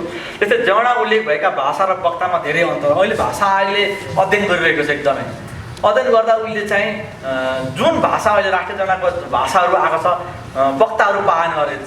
वक्ताले बोल्ने मान्छे नै एउटा दुईवटा मात्रै पाए, जस्तै कुमालमा दुरामा अनि के जाति भन्नुहुन्थ्यो उहाँहरूले। यस्तो धेरै जातिमा चाहिँ जति भाषा भनेर हामीले टिपाएका छौँ तर वक्ता चाहिँ पायो, बोल्ने मान्छे नै पाइएन अरे। अहिले उहाँले तालिम दिएर हिँडिरहनु भएको छ। एकजना मान्छेलाई तालिम दिएर एउटा मान्छे खोजेर अनि त्यसलाई तालिम दिएर त्यसले अरू मानिसहरूलाई तालिम दिँदै भाषा सम्बन्धी तालिम दिइरहनु भएको छ भाषा आयोगले। भनेपछि भाषा र वक्ता नै भएन अरे। भनेपछि प्लानिङ अबको प्लानिङ के त हामी लोप हुँदै गएका भाषालाई जगेर्ना गर्ने हो कि अब हामी नभएको कुराहरू टिपाउँदै जाने र त्यसलाई चाहिँ लोप हुनबाट अझै बढाउँदै जाने हो होइन। त्यो विषय चाहिँ गम्भीर छलफल गर्नुपर्छ र के हो त वास्तवमा ल्याउनु खोजेको हामीले के हो भन्ने कुराहरू चाहिँ भाषा र वक्तामा के फरक छ त भन्ने कुराहरू चाहिँ हामी क्लियर हुनुपर्छ कि जस्तो पनि लाग्छ। त्यस्तै गलत उत्तरका कारण भाषा संरक्षणमा समस्या त परेको होइन कतै होइन। हामीलाई गलत एन्सर दिएको कारणले जसलाई त्यो भाषामा ज्ञानै छैन, त्यो भाषा बोल्नै जान्दैन भनेपछि त्यसले त्यो अर्को म जान्दछु भनेर दिँदाखेरि त्यसले हामीलाई नै कतै असक्त गर्दैन। त्यो कुराहरू पनि समस्याको रूपमा हो कि हरेक जग्गामा जाति भाषा बढ्दै गएको अवस्था छ। यसलाई चाहिँ वास्तवमा हाम्रा एक्सपर्टहरूले संवैधानिक आयोगहरू बनिसकेको अवस्थामा अझ छलफल गरेर यति राम्रो समय हो राष्ट्रिय जनगणना वास्तवमा यो समयमा चाहिँ एकदमै व्यापक छलफल गरेर अझ कति जाति बढ्न सक्छ। पहिले नै संवैधानिक आयोगहरूले सरकारले निर्णय गरेर त राष्ट्रिय जनगणना सञ्चालन गर्न सजिलो हुन्थ्यो होला हामीलाई पनि एकदम जटिल अवस्थामा छौँ हामी पनि वास्तवमा। यहाँले प्रश्न त धेरै मागेर आएको छ। हिजो मात्रै हामीलाई वैश्य समाजले चाहिँ दिनुभएको छ, ज्ञापन पत्र दिनुभएको छ। 36वटा मेरो हाम्रा जात मध्येमा 13वटा राष्ट्रिय जनगणना समेटियो, 23वटा जात हाम्रो चाहिँ समेटिएको छैन, 23वटा भन्नुभएको छ भने यस्तो केसहरू अरू धेरै जातिसम्ममा हुनसक्छ। वास्तवमा त्यो कुरा त राज्यले पत्ता लगाउनु पर्ने कुरा र छलफल गरेर संवैधानिक आयोगले पत्ता लगाउनु पर्ने कुरा र आदिवासी महासङ्घहरूले छलफल निरन्तर गर्नुपर्ने विषय पनि जस्तो लाग्छ मलाई। त्यसले गर्दा हरेक जाति भाषा बढ्दै गएको अवस्थालाई सम्बोधन गर्नको लागि, वास्तवमा यकिन गर्नको लागि छलफल र अन्तर्क्रिया चाहिँ उपलब्ध केन्द्र तथ्याङ्क विभाग आफैमा कुन जाति कुन भाषाको मान्छे हो भनेर भन्ने होइन। हामीलाई त समुदायले व्यक्तिले जे टिपाउँछ त्यही ल्याउने हामीले त, हामी चाहिँ यो हो भनेर हामीले अगाडि आइडेन्टिफाई गरिदिने त होइन नि हामी तथ्याङ्क विभागले। त्यसले गर्दा गर्नुपर्ने विषयहरू चाहिँ यहाँहरू र संवैधानिक निकायले नै गर्नुपर्ने हो। जस्तै राष्ट्रिय जनगणनामा सोधिने एक प्रश्नले सधैँ सही समाधान नहुने, जाति र भाषा सम्बन्धी क्वेसन चाहिँ एउटा मात्रै विषयबाट एउटा मात्रै क्वेसनबाट कम्प्लिट राम्रो सही उत्तर नआउन पनि सक्छ। त्यसैले अहिले भाषा आयोगले के प्रस्ताव गरिरहेको छ भने भाषिक सर्वेक्षण गरिदिनु पर्यो भनेर प्रस्ताव गरिरहेको अवस्था छ भने हामीले छिमेकी मुलुकमा जात जाति र भाषा सम्बन्धी अलग्गै गणना र सर्वेक्षण गरिसकेको अवस्थामा नेपालले पनि यो विषयमा सोच्नुपर्छ कि जस्तो लागेको छ मलाई। मेरा कुराहरू सायद यति नै हुन्छ जस्तो लाग्छ। यहाँहरूबाट केही सुझावहरू र केही कुराहरू आएमा त्यस्तो थप हामी दुईजना छौँ।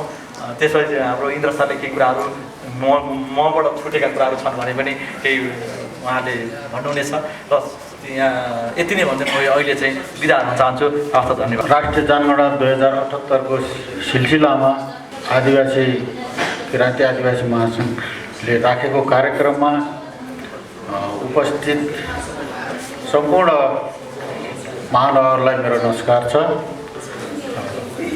सर्वप्रथम यस कार्यक्रमका अध्यक्षज्यू, प्रमुख अतिथिज्यू, विषय अतिथिज्यू र सम्पूर्ण महानुभाव, महिला पुरुष सबै पत्रकार सबैलाई एकमुष्ट मेरो चाहिँ नमस्कार छ। अब समय पनि धेरै लामो भइसक्यो हुनाले म केही पनि जाँदैन र यहाँ अब ढुन्डी सरले त्यो बताइसकेपछि यहाँ बताउन बाँकी चिज पनि केही बाँकी नै छैन जस्तो लाग्छ। अब हाम्रो बाँकी भनेको केही क्वेसनहरूमा जस्तो हामी अझै छलफलको क्रममा छौँ र हामी प्रिटेस्टमा गइराखेका छौँ र यसमा यो जनगणना भनेको 10-10 वर्षमा एकचोटि आउने हाम्रो चाहिने गणना हो र हाम्रो चलन के छ भन्दाखेरि भात पकाउने खाना पकाउने बेलामा चाहिँ वास्ता नगर्ने, पाकिसकेको खानामा चाहिँ यो मिठो भएन, यो भयो, यसो भयो भन्ने हाम्रो धेरै बानी छ। जनगणनाको बेलामा चाहिँ हामी कहाँ थियौँ त? त्यो बेलामा हामीले चाहिने अब गणकले यस्तो गर्यो उस्तो गर्यो, टिचरले यस्तो गर्यो, चौतारी बस्यो भनेर अहिले हामीले भन्नुको सट्टा जनगणनाकै बेलामा जस्तो हामीले जनगणनाको लागि अब तोकिसक्यौँ। आउने 2078 साल जेठ 25 गतेदेखि असार 8 गतेसम्म जनगणना हुँदैछ भनेर घोषणा भइसक्यो, सबैलाई यो जानकारी भइसक्यो।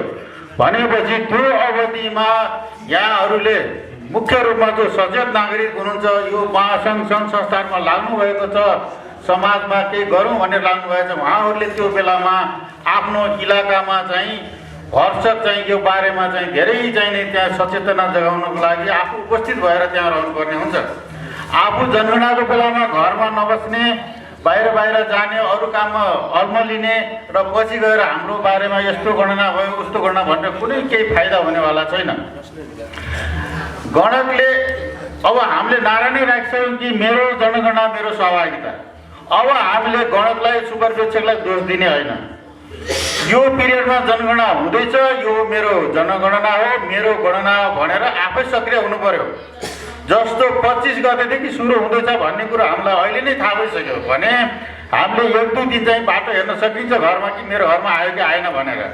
यदि आएन भनेर हामीहरू आफै गणकलाई खोज्दै जानु पर्यो। एउटा गणकले धेरै होइन, सानो वाडा अथवा सानो इलाका 150 देखि 200 घर मात्रै उसको जिम्मेवार हुन्छ। त्यसले 15 दिनसम्म त्यही इलाकामा बसिरहेको हुन्छ भने मानव आफ्नो घर छुट्यो भने आफू नै सचेत हुनु पर्यो र आफू नै गणकलाई खोज्दै जानु पर्यो होइन र गणकलाई ल्याएर चाहिँ त्यो विवरण भराउनु पर्यो र विवरण भराउँदाखेरि यथार्थमा के लेख्यो अघि नै भने जस्तो पेन्सिलले लेखेर गयो अब अफिसमा गएर मेटेर चाहिँ अर्को लेख्यो भन्ने किसिमको चाहिँ अब पछि फिल्म लगाएर हुँदैन।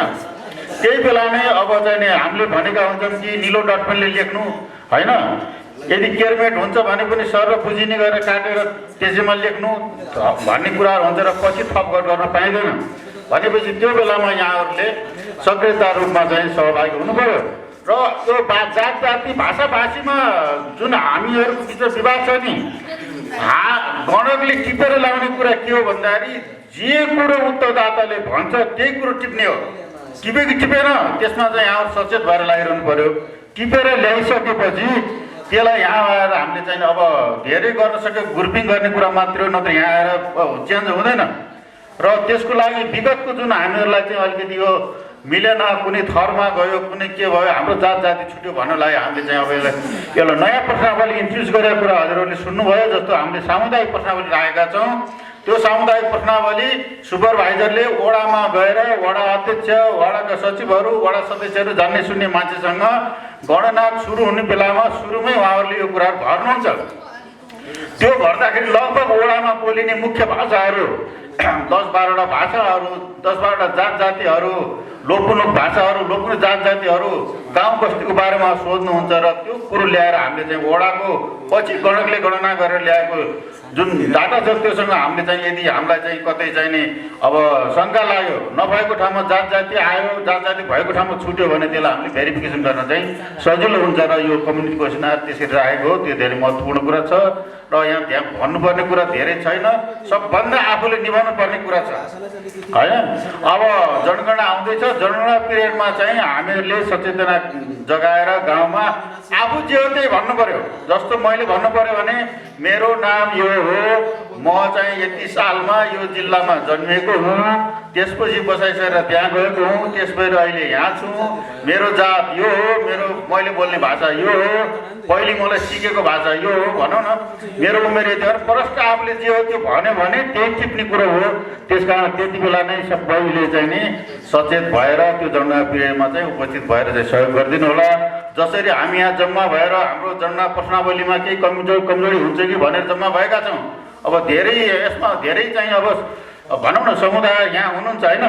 त्यसै गरी अब यहाँ यो सचेत भइसकेपछि अब जनगणनाको पिरियडमा त्योभन्दा अगाडि पनि आफ्नो गाउँ गाउँमा गएर होइन यो कुरालाई चाहिँ निरन्तरता दिएर गर्नुभयो भने जनगणनामा अब गलत रिपोर्टहरू आउने सम्भावना चाहिँ एकदमै न्यून भएर जान्छ र त्यसलाई न्यून गर्नुमा यहाँहरूकै भूमिका छ। अब हामीहरू जिल्ला जिल्लामा गोष्ठीहरू गर्छौँ, अब पछि गएर गाउँपालिका नगरपालिका गर्छौँ, तर गोष्ठीले मात्रै हुँदैन होइन। लास्टमा गएर आखिरमा रिपोर्ट जे आउँछ त्यही नै चाहिँ अब हामीले टिप्ने हो। त्यस कारण त्यही बेला नै यहाँहरूको चनाक हुनुहोला भन्ने आशा गर्दछौँ र यहाँहरूले आज केही गुनासाहरू अझ सुझावहरू केही दिनुभयो भने अब अझै पनि त्यसमा केही अब हामीलाई चाहिँ फाइनल भइसकेको छैन र हामी चाहिँ नि प्रश्नावली प्रत्येक प्रदेशहरूमा चाहिँ नि अहिले टेस्ट गरिराखेका छौँ र त्यसपछि हामीले फेरि प्रश्नावलीलाई फेरि पाइलटमा पनि लाग्छौँ होइन। र त्यस कारण सुझावको अपेक्षा गर्दछौँ र यहाँको केही सुझावहरू छ भने हामी टिप्नेछौँ र केही तुरुन्त जवाब दिने खालको रहेछ दिनुपर्ने भए दिन्छौँ, नभए हामीले त्यसलाई चाहिँ नि छलफलमा राख्नेछौँ। र यदि यहाँहरूले यहाँ अहिले सुझाव दिन भ्याउनु भएन अथवा यहाँहरूलाई चाहिँ नि ऊ भएन भने पनि यहाँहरूले कुनै मार्फत इमेल मार्फत पत्र मार्फत जुनसुकै मार्फत पनि हामीहरूलाई चाहिँ सुझाव दिन सक्नुहुनेछ। अरू भन्नुपर्ने कुरा त केही पनि छैन। यहाँहरूले आफै हामीले यो जनजाति भाषाभाषीहरूको वृहत रूपमा कार्यक्रम हामीले चाहिँ नि योजना आयोगको उपाध्यक्षको उपस्थितिमा भाषा आयोगको अध्यक्षहरूको उपस्थितिमा गर्न त गरेकै हो। त्यसमा पनि कुनै जनजातिहरू महासङ्घहरू छुटेको भन्ने कुराहरू यहाँहरूबाट हामीलाई थाहा भयो। तापनि यहाँहरूले सचेत भएर यो कार्यक्रम राखिदिनु भएकोमा हामीलाई चाहिँ अब हामीलाई धेरै खुसी लागेको छ। हामीले राख्नुपर्ने कार्यक्रम हो, यहाँहरूले राखिदिनु भयो, त्यसमा चाहिँ हामीलाई चाहिँ धेरै खुसी लागेको छ र यहाँहरूको सुझावको हामी अपेक्षा गर्छौँ। अरू कुरा धेरै नभनौँ। यहाँहरूलाई धेरै धेरै धन्यवाद। विभिन्न हेर्दाखेरि त्यो एकदमै डिसिजन चाहिँ के हो, एकदमै करेक्ट, कसैले काट्नु नसक्ने, विश्वको अन्तर्राष्ट्रिय कानुनले पनि काट्नु नसक्ने एकदमै राइट डिसिजन भएको छ। तर फेरि कानुनी विदहरूको भनाइअनुसार डिसिजन चाहिँ भयो राइट तरिकाले, अनि तर डिसिजन हुने जो चाहिँ पीडित पक्ष छ पीडित पक्षले चाहिँ फेरि मैले न्याय पाइनँ भन्छ भने त्यसलाई कसरी राइट डिसिजन भन्ने कुरा आयो। त्यस्तै आदिवासी जनजाति नेपालका आदिवासी जनजातिहरूको पनि राज्यले चाहिँ एकदमै हामीले विकास गरेका छौँ परिवर्तन गरेका छौँ भन्ने लाग्दा करेक्ट डिसिजन गरेका छौँ जुन लेखिएको छ। तर आखिरी फेरि तथ्याङ्कमै आउँदै तथ्याङ्क अनुसार चाहिँ ठिक हो, तर व्यावहारिक हिसाबमा आदिवासी जनजाति लगायतका अन्य के अरे अल्पसङ्ख्यकहरू त तपाईँको बाहिरै पारिएको छ, विकास भएको छैन उहाँहरूको लागि। त्यसै कारणले अर्को कुरो के देखियो भन्दाखेरि यहाँ अब राज्यको स्वतन्त्र पहुँचको भनेर जातीय हिसाबले हेऱ्यो भने त्यो मैले भन्नु जरुरी छैन, भन्यो भने फेरि अलिकति छुटो हुन्छ होला।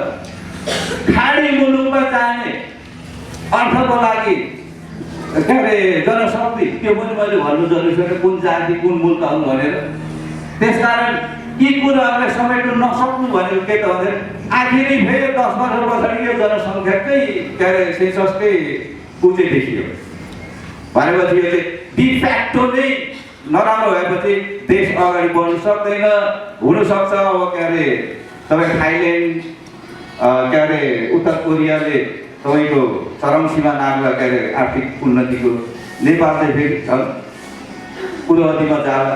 यसलाई चाहिँ एकदमै भावनाको हिसाबबाट र यो अभ्यास भनौँ न यो देशले गरेको अभ्यासबाट चाहिँ रिजल्टबाट चाहिँ ओरिएन्ट भएर भनौँ यो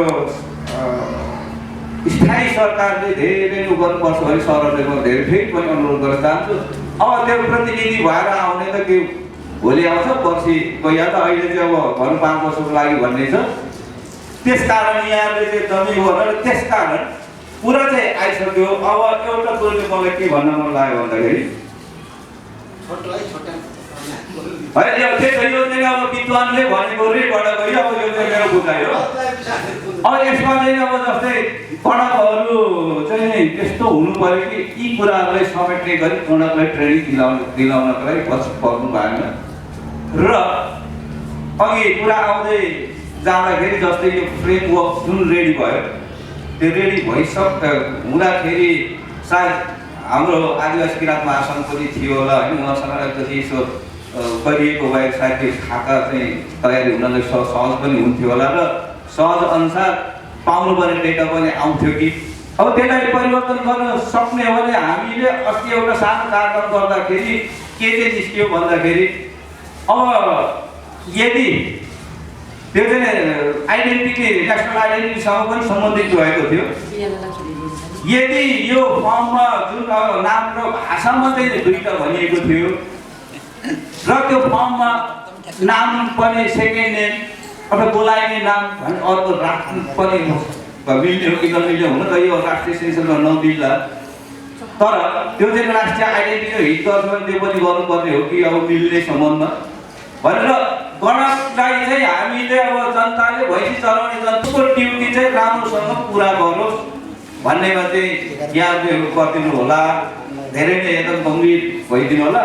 र यदि त्यहाँ काहीँ परम्परा चिजले त्यहाँ एउटा के यो जुन खाता नै बनाउने छ भने त्यसमा माने हामी यो आदिवासी जनजातिको सङ्घ संस्थामा काम गर्नेहरूसँग पनि यसो हामीले पनि इम्पोर्ट दिनु सक्ने यहाँलाई लागेछ भने यिनीहरूले पनि केही यसमा चाहिँ सहभागी भएर यिनीहरूले केही इम्पोर्ट दिनु सक्छ जस्तो लागेछ भने सरहरूले अब यसो सम्झिदिनु होला भन्ने आग्रह गर्दै अलिकति समय लिएर छिट्यो।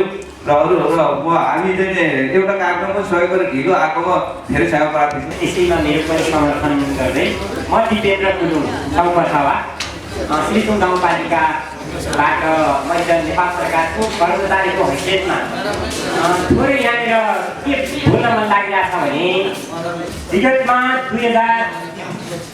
2068 को जनगणनामा कुलुङहरूको चाहिँ लगभग हाम्रो कुलुङहरूको चाहिँ जनसङ्ख्या नेपालमा 1,50,000 भन्दा बढी हामी चाहिँ अनुमानित आकलन गरिएको हो।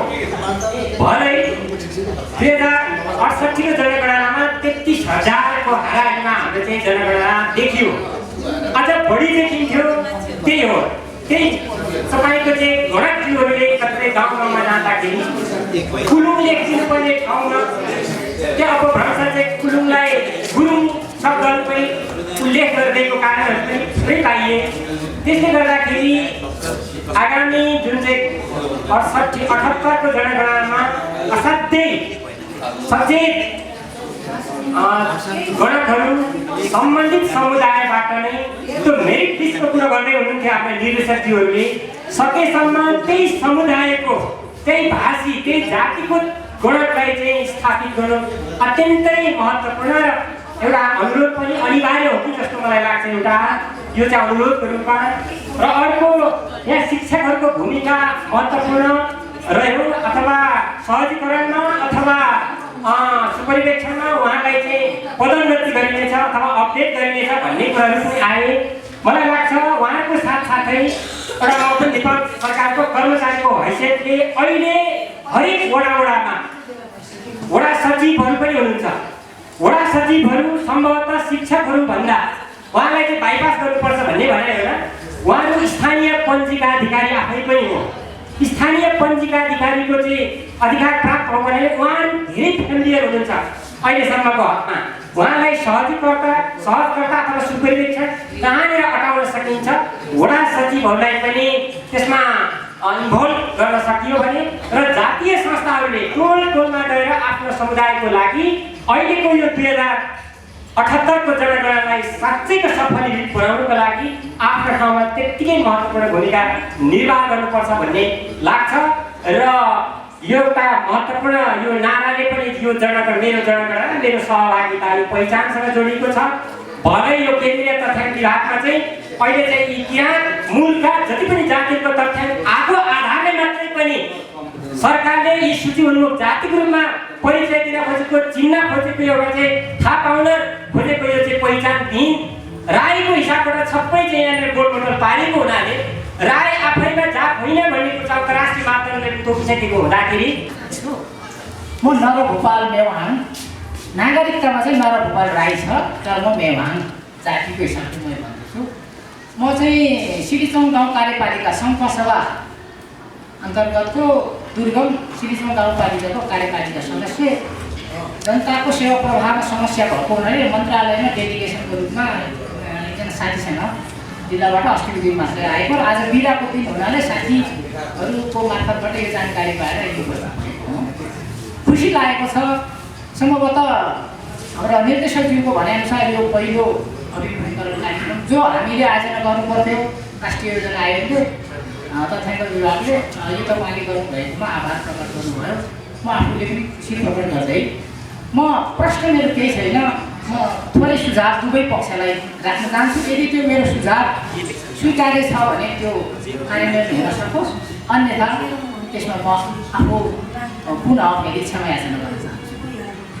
यो जुन जनगणनाको कुरा हो यसको लागि जुन यो केन्द्र काठमाडौँमा यो अन्तर्क्रिया अथवा यो अभिमुखीकरण भइरहेको छ यसको लागि आयोजक पक्षका साथीहरू जो आदिवासी किराँत महासङ्घ विभिन्न किराँत समुदाय किराँत जातीय संस्थाहरूको साझा संस्था हो र यसमा विभिन्न रहेका आदिवासी जनजाति अन्तर्गतका किराँत समुदायका किराँत संस्थाहरूका साथीहरूले तल्लो तहसम्म आफ्नो बस्ती वडा टोल बस्तीसम्म यो जुन सहजीकरण गर्ने अथवा यो जुन एउटा आफ्नो कर्तव्य पनि त्यहाँ निभाउने काममा चाहिँ अग्रसरता दिनु हुन आवश्यक देखेको छु र यो जरुरी छ। यहाँ काठमाडौँमा हामीले यो गोष्ठी गर्दैमा अभिमुखीकरण गर्दैमा सही तथ्याङ्क आउने कुरामा हामी पनि त्यहाँ चुकेको हुनेछौँ र जो सरकारी पक्षलाई पनि त्यो अलिक पछि गएर गुनासो गर्नु सिवाय त्यो केही हुने होला। त्यस कारण हाम्रो संरचना छ केन्द्रदेखि प्रदेश नहोला जिल्ला अवश्य छ, जिल्ला नभए पनि स्थानीय तह गाउँपालिका नगरपालिकासम्म यो हाम्रो जातीय सङ्गठनहरू सङ्गठित भइसकेको छ र यसको लागि हामीले हाम्रो यो आयोजक मित्र तलसम्म यसको लागि पहल कदमी गरिदिनु हुन म अनुरोधका साथ आग्रह गर्न चाहन्छु। त्यसै गरी हाम्रो यो जुन राष्ट्रिय जनगणना 2078 को जुन नारा नै छ मेरो गणना मेरो सहभागिता अनि त्यो लोगोसहित त्यसलाई सार्थक तुल्याउनको लागि हाम्रो पनि कर्तव्य हो। अनि हाम्रो कर्तव्यलाई चाहिँ पालन गर्नको लागि पछि गणनाको समयमा भोलिन्टियरली स्वयंसेवी ढङ्गले त्यो 15 दिन जो जेठ 25 गतेदेखि असार 8 गतेसम्म गणना हुने रहेछ, त्यो सरकारी तलब भत्ता खाएर गणना गर्ने जो व्यक्ति हुनुहुन्छ उहाँको साथमा हाम्रो आफ्नो समुदाय, अघि एकजना मित्रले भन्नुभयो, एकजना पूर्ववक्ता साथीहरूले भनिसक्नुभयो, त्यो भनाइ र सुनाइ कति सही हुन्छ त्यसलाई चाहिँ अनुगमन गर्नको लागि हामीले भोलिन्टियरले यहाँ अधिकांश साथीहरू देखिनुहुन्छ भविष्यका पढ्नलायक मित्रहरू, सम्भवतः उहाँहरू युनिभर्सिटी अथवा माथिल्लो उपल्लो तहमा केन्द्रित हुनुहुन्छ होला, सम्भवतः त्यो बेला बिदा हुनसक्छ वा बिदा दिएर यहाँहरू जस्तो साथीहरू चाहिँ गाउँ क्षेत्र टोल टोल बस्ती बस्तीमा जानु आवश्यक छ र यो कुरामा हामी तपाईँ सचेत हुनुपर्छ भन्ने लाग्छ। र जुन सरकारी पक्षबाट पनि अब यसलाई जो केन्द्रमा विभिन्न गोष्ठी गर्ने अनि प्रदेशमा गर्ने अघि निर्देशकज्यूले भनिसक्नुभयो, मलाई लाग्छ सबैभन्दा बढी इफोर्ट दिएर स्थानीय तहमा जानु पर्यो। म त्यो गाउँ कार्यपालिकाको सदस्य अनि म त्यो सामाजिक विकास समितिको पनि सदस्य भएको हैसियतले हामी प्रत्यक्षरत रहनेछौँ। यहाँहरूको कुनै न कुनै जुन एउटा ढाँचा, एउटा चाहिँ जुन सङ्गठन कार्यको बनाउनु भएको छ, त्यो तलको जुन स्थानीय स्तरमा पुग्ने कुरामा अलिक बढी सोचेर वास्तविक तथ्याङ्क तलबाट आउने भएको हुनाले त्यहाँसम्म पुगेर अभिमुखीकरण गरिदिनु हुनको लागि हाम्रो स्थानीय तहमा अधिकांश यो जातीय सङ्गठनहरू, जातीय संस्थाहरू दर्ता भएका छन्। कतिपय माथि सिडिओ कार्यालयमा दर्ता भएका संस्थाहरू त्यहाँ आबद्ध भएका हुन्छन्। मलाई त्यो त्यहाँको भुक्तभोगी भएको हुनाले मलाई थाहा छ। अधिकांश जातीय संस्थाहरू गाउँपालिका नगरपालिकामा आबद्ध भएका हुन्छन्। आबद्ध भएको छैन भने त्यहाँबाट पाउने सेवा सुविधा केही पाउँदैन।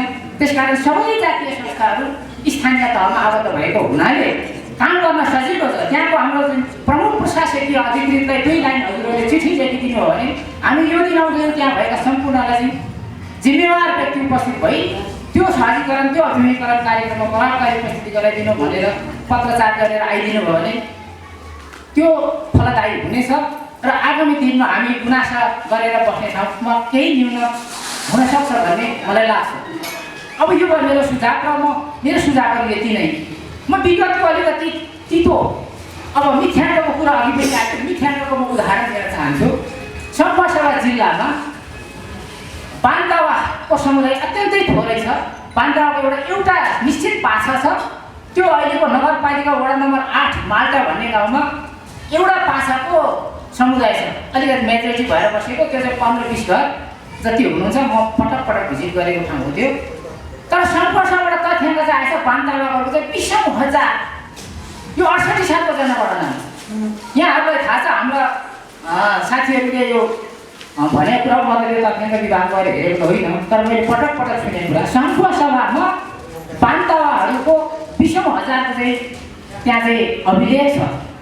तर त्यहाँ भएको वास्तविक सम्पर्कसभामा त आदिवासी जनजातिहरू, त्यहाँका चाहिँ जात जातिहरू भन्यो भने हामी मेवाहाङ छौँ, कुलुङ छौँ, याम्बु, लोहोरु, याक्खा, केही अठपरिया, लिम्बू लगायत अन्य क्षेत्रीय बाहुन आफ्नो ठाउँमा छ। अनि खोलाका भोटेहरू बान्ता भनेको अत्यन्तै थोरै 15-20 घर। तर यसरी 20,000।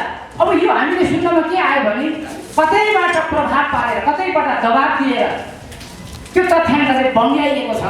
त्यसकारण यस्तो कुराहरूमा सरकारी निकायले पनि त्यो दबाब र प्रभाव दिएर सही तथ्याङ्क दिने कुरामा आफूलाई पनि साँच्चै दौडसँग उभ्याउन जरुरी छ। र तपाईँ हामी जो सरोकार राख्दैछौँ, यो 21औं शताब्दी चाहिँ पहिचानको युग हो, पहिचानको शताब्दी भएको हुनाले हामीले आफ्नो पहिचानको लागि वास्तवमा हामी थ्याङ्क नआओस् भन्नको लागि हामी प्रेजेन्टेसनमा भन्नुभएको थियो लामी छानेसहरूले होइन।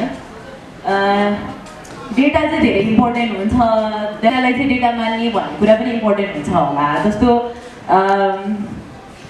हामीले अन्यमा चाहिँ धेरै केही डिजिटलाइज गर्दाखेरि एकदमै हामी यो डिजिटल कुराहरू, टेक्नोलोजी भन्ने कुरा चाहिँ एकदमै कम्प्युटरले नै बनाएको हो जस्तो खालको हाम्रो सो त्यसमा पनि रिवर्क गर्नुपर्छ होला। जुन कुरा सेट आएको छ त्यो त टाइमली चेन्ज हुँदै जाँदाखेरि त त्यहाँ अपग्रेड हुन्छ, त्यहाँ रिड्युस गर्नुपर्ने हुन्छ, कति कुरा एड गर्नुपर्ने हुन्छ। रिपोर्टिङ गर्ने बेलामा हुँदैन भनेर त्यो डेटा फेरि जान्छ अनि त्यहाँ हुँदाखेरि फेरि धेरै इस्युजहरू जान्छ, त्यो सँगसँगै त्यसको एक्जिस्टेन्स जान्छ। त्यो हुँदाखेरि चाहिँ हाम्रो इन्क्लुजनको कुरा गरिरहँदाखेरि चाहिँ अब अघि सरले आफैले पनि एड्रेस गरिसक्नुभयो, तेस्रो लिङ्गीहरूको कुरा आएन भनेर। अब त्यो एजेन्डा चाहिँ म एज सिटिङ विभिन्न कानुनहरूले नै पारित गरेको कुरा हामीले यसरी त्यो अहिले नै केयरलेस हुनु नै चाहिँ एउटा प्रब्लम देखिरहेको छ, किनकि त्यो धर्ममा पनि आउँछ। अभियसली हामीलाई इन्क्लुजिभ हाम्रो कन्स्टिट्युसन छ, संसारको धेरै राम्रो कन्स्टिट्युसनमा पर्छ भन्दा हामीले ड्राफ्ट लिएर जाँदाखेरि यति धेरै।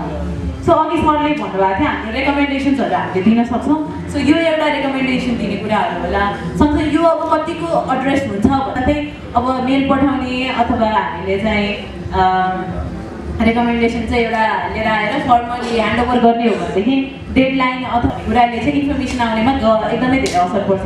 फर इक्जाम्पल हामीले नै यहाँ परिचय दिँदाखेरि कतिजनाको नाम चाहिँ नामपछि उहाँहरूले आफ्नो जुन थर भन्नुभयो त्यो हामीले भनेको इन्फर्मेसन जस्तो मैले बाहिङ भन्दाखेरि उहाँले कति प्रपरली बाहिङ लेख्नुहुन्छ, नाच्छिरिङ भन्दाखेरि कति प्रपरली त्यो कुरालाई चाहिँ उहाँहरूले इन्कोड गर्नुहुन्छ भन्ने कुरामा पनि कमेन्टले हेर्दाखेरि धेरै कुरा छ। हामीले चाहिँ सानो सानो कुरा देख्छौँ तर सानो कुरा पनि म्याटर गर्छ भन्ने हिसाबले नै यस्तो खालको ओरिएन्टेसन भएर अलिकति त्यसमा पनि सेन्सिटिभ हुनुपर्छ होला। गणतहरू त्यसको तथ्याङ्क आउँछ कि त्यो मिथ्याङ्क आउँछ, त्यसैले प्रत्येक उहाँले फेरि अर्को शब्द पनि भन्नुभयो आफै खोजेर जानु।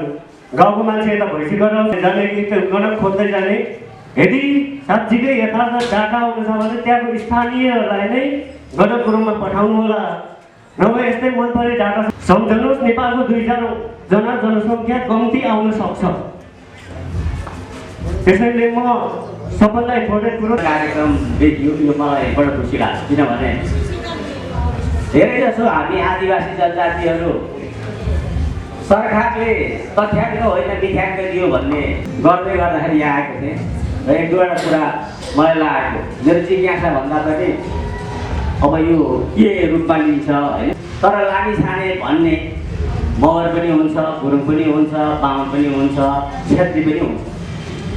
तर अब गणकले पुगे फेरि अन्तिममा उहाँको त्यो प्रेजेन्टेसनमा के देखेँ भने मेरो गणना मेरो सहभागिता भन्ने स्लोगन पनि देखेँ।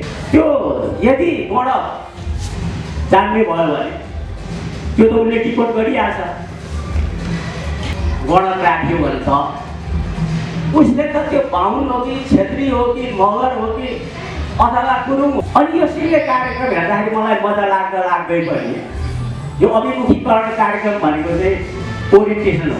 ओरिएन्टेसन भनेको चाहिँ के हो भन्दाखेरि यो फर्मेट यहाँबाट डिजाइन पहिल्यै गरिसक्नुभयो अनि ल्याएर यो फर्म चाहिँ यसरी पो भराइनुपर्छ भन्ने कार्यक्रम चाहिँ वास्तवमा ओरिएन्टेसन। अब मेरो जिज्ञासा के भन्दाखेरि यो फर्म डिजाइन गर्दैखेरि यस्तो इन्टरेक्सन प्रोग्राम राखिदिएको भए अझ के बेटर हुने थिएन र भन्नुभयो, व्यक्तिबाट भन्नुभयो। अब इमेलबाट र व्यक्तिबाट आएको कुराहरूलाई कति इन्टरप्रेट गरिन्छ, किनभने यो त फेसबुकमा लेखे जस्तै मात्रै हुन्छ। यो के अरे प्रश्नावलीहरू यहाँबाट आएको इनपुटलाई नजर गरेर अथवा हेरेर ध्यान दिएर के 77-78 पुरै 2 वर्ष अथवा 1 वर्ष त पुरै छ। यदि यहाँले चाहनुभयो भने त्यो कुरालाई पनि इन्सर्ट गरिन्न। गणनाको विषयमा यहाँ हामीले आफ्नो नाम पनि बताउन हामीले दिइरहेको छौँ। मेरो नाम चाहिँ हिमाञ्जली बाई। सबै इतिहासहरू हाम्रा तथ्याङ्क लेखकले अब सबैलाई भन्दिनँ, मैले धेरै कुरा जानकारी दिन आउँदै गर्दाखेरि आजको अहिलेसम्मको मान्छे 125वटा जाति भनेर चाहिँ हाम्रो एउटा पनि राख्नुभयो अघि नै। र अहिले चाहिँ धेरै कुराहरू यहाँ समेटिने देश विकासको लागि पनि यसले सहयोग गर्ने कुरा नै अब अरूमा चाहिँ मैले बुझेँ।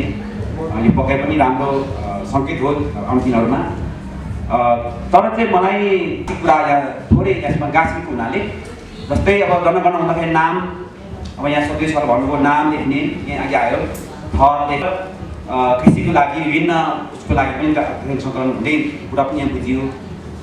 मुख्य चाहिँ यो 2058 सालले आज 58देखि मात्रै कुरा गरौँ, 58देखि 68, अब 68बाट 78 हुँदै आउँदा चाहिँ धेरै राज्यले बनाएको उयो अब 10 वर्षको जनता जस्तै बन्दुकै गयो भने मात्रै हो त्यो आफ्नो त्यही बाटो गयो तर चाहिँ साधारणतः आफ्नो भाषा संस्कार राज्यले बनाएको बचाउने यो सम्पद चाहिँ त्यसैकै नामाकरणबाट आज चाहिँ हाम्रो आदिवासी किराँत महासङ्घले यो एउटा आयोजना गर्नुभएको छ यो सबै भाषाहरूको एउटा चाहिँ प्रयुक्त गर्ने यो किराँत महासङ्घ एउटा हामी बुझ्नुपर्छ लाग्नुपर्छ भन्नेमा म बेसी भएर आएको छु कति मित्रले भन्नु भएन होला यसमा चाहिँ नाम थर भाषा यहाँनिर अघि नै कति यो त सायद तय हुँदै होला कति कुरा चाहिँ हुनु मिस भइसक्यो होला तर तिनवटा कुरा मात्रै नाम थर भाषा त नाम त राम अब श्याम हुने नै हो त्यसमा त विविधता भएन अब त्यसलाई पनि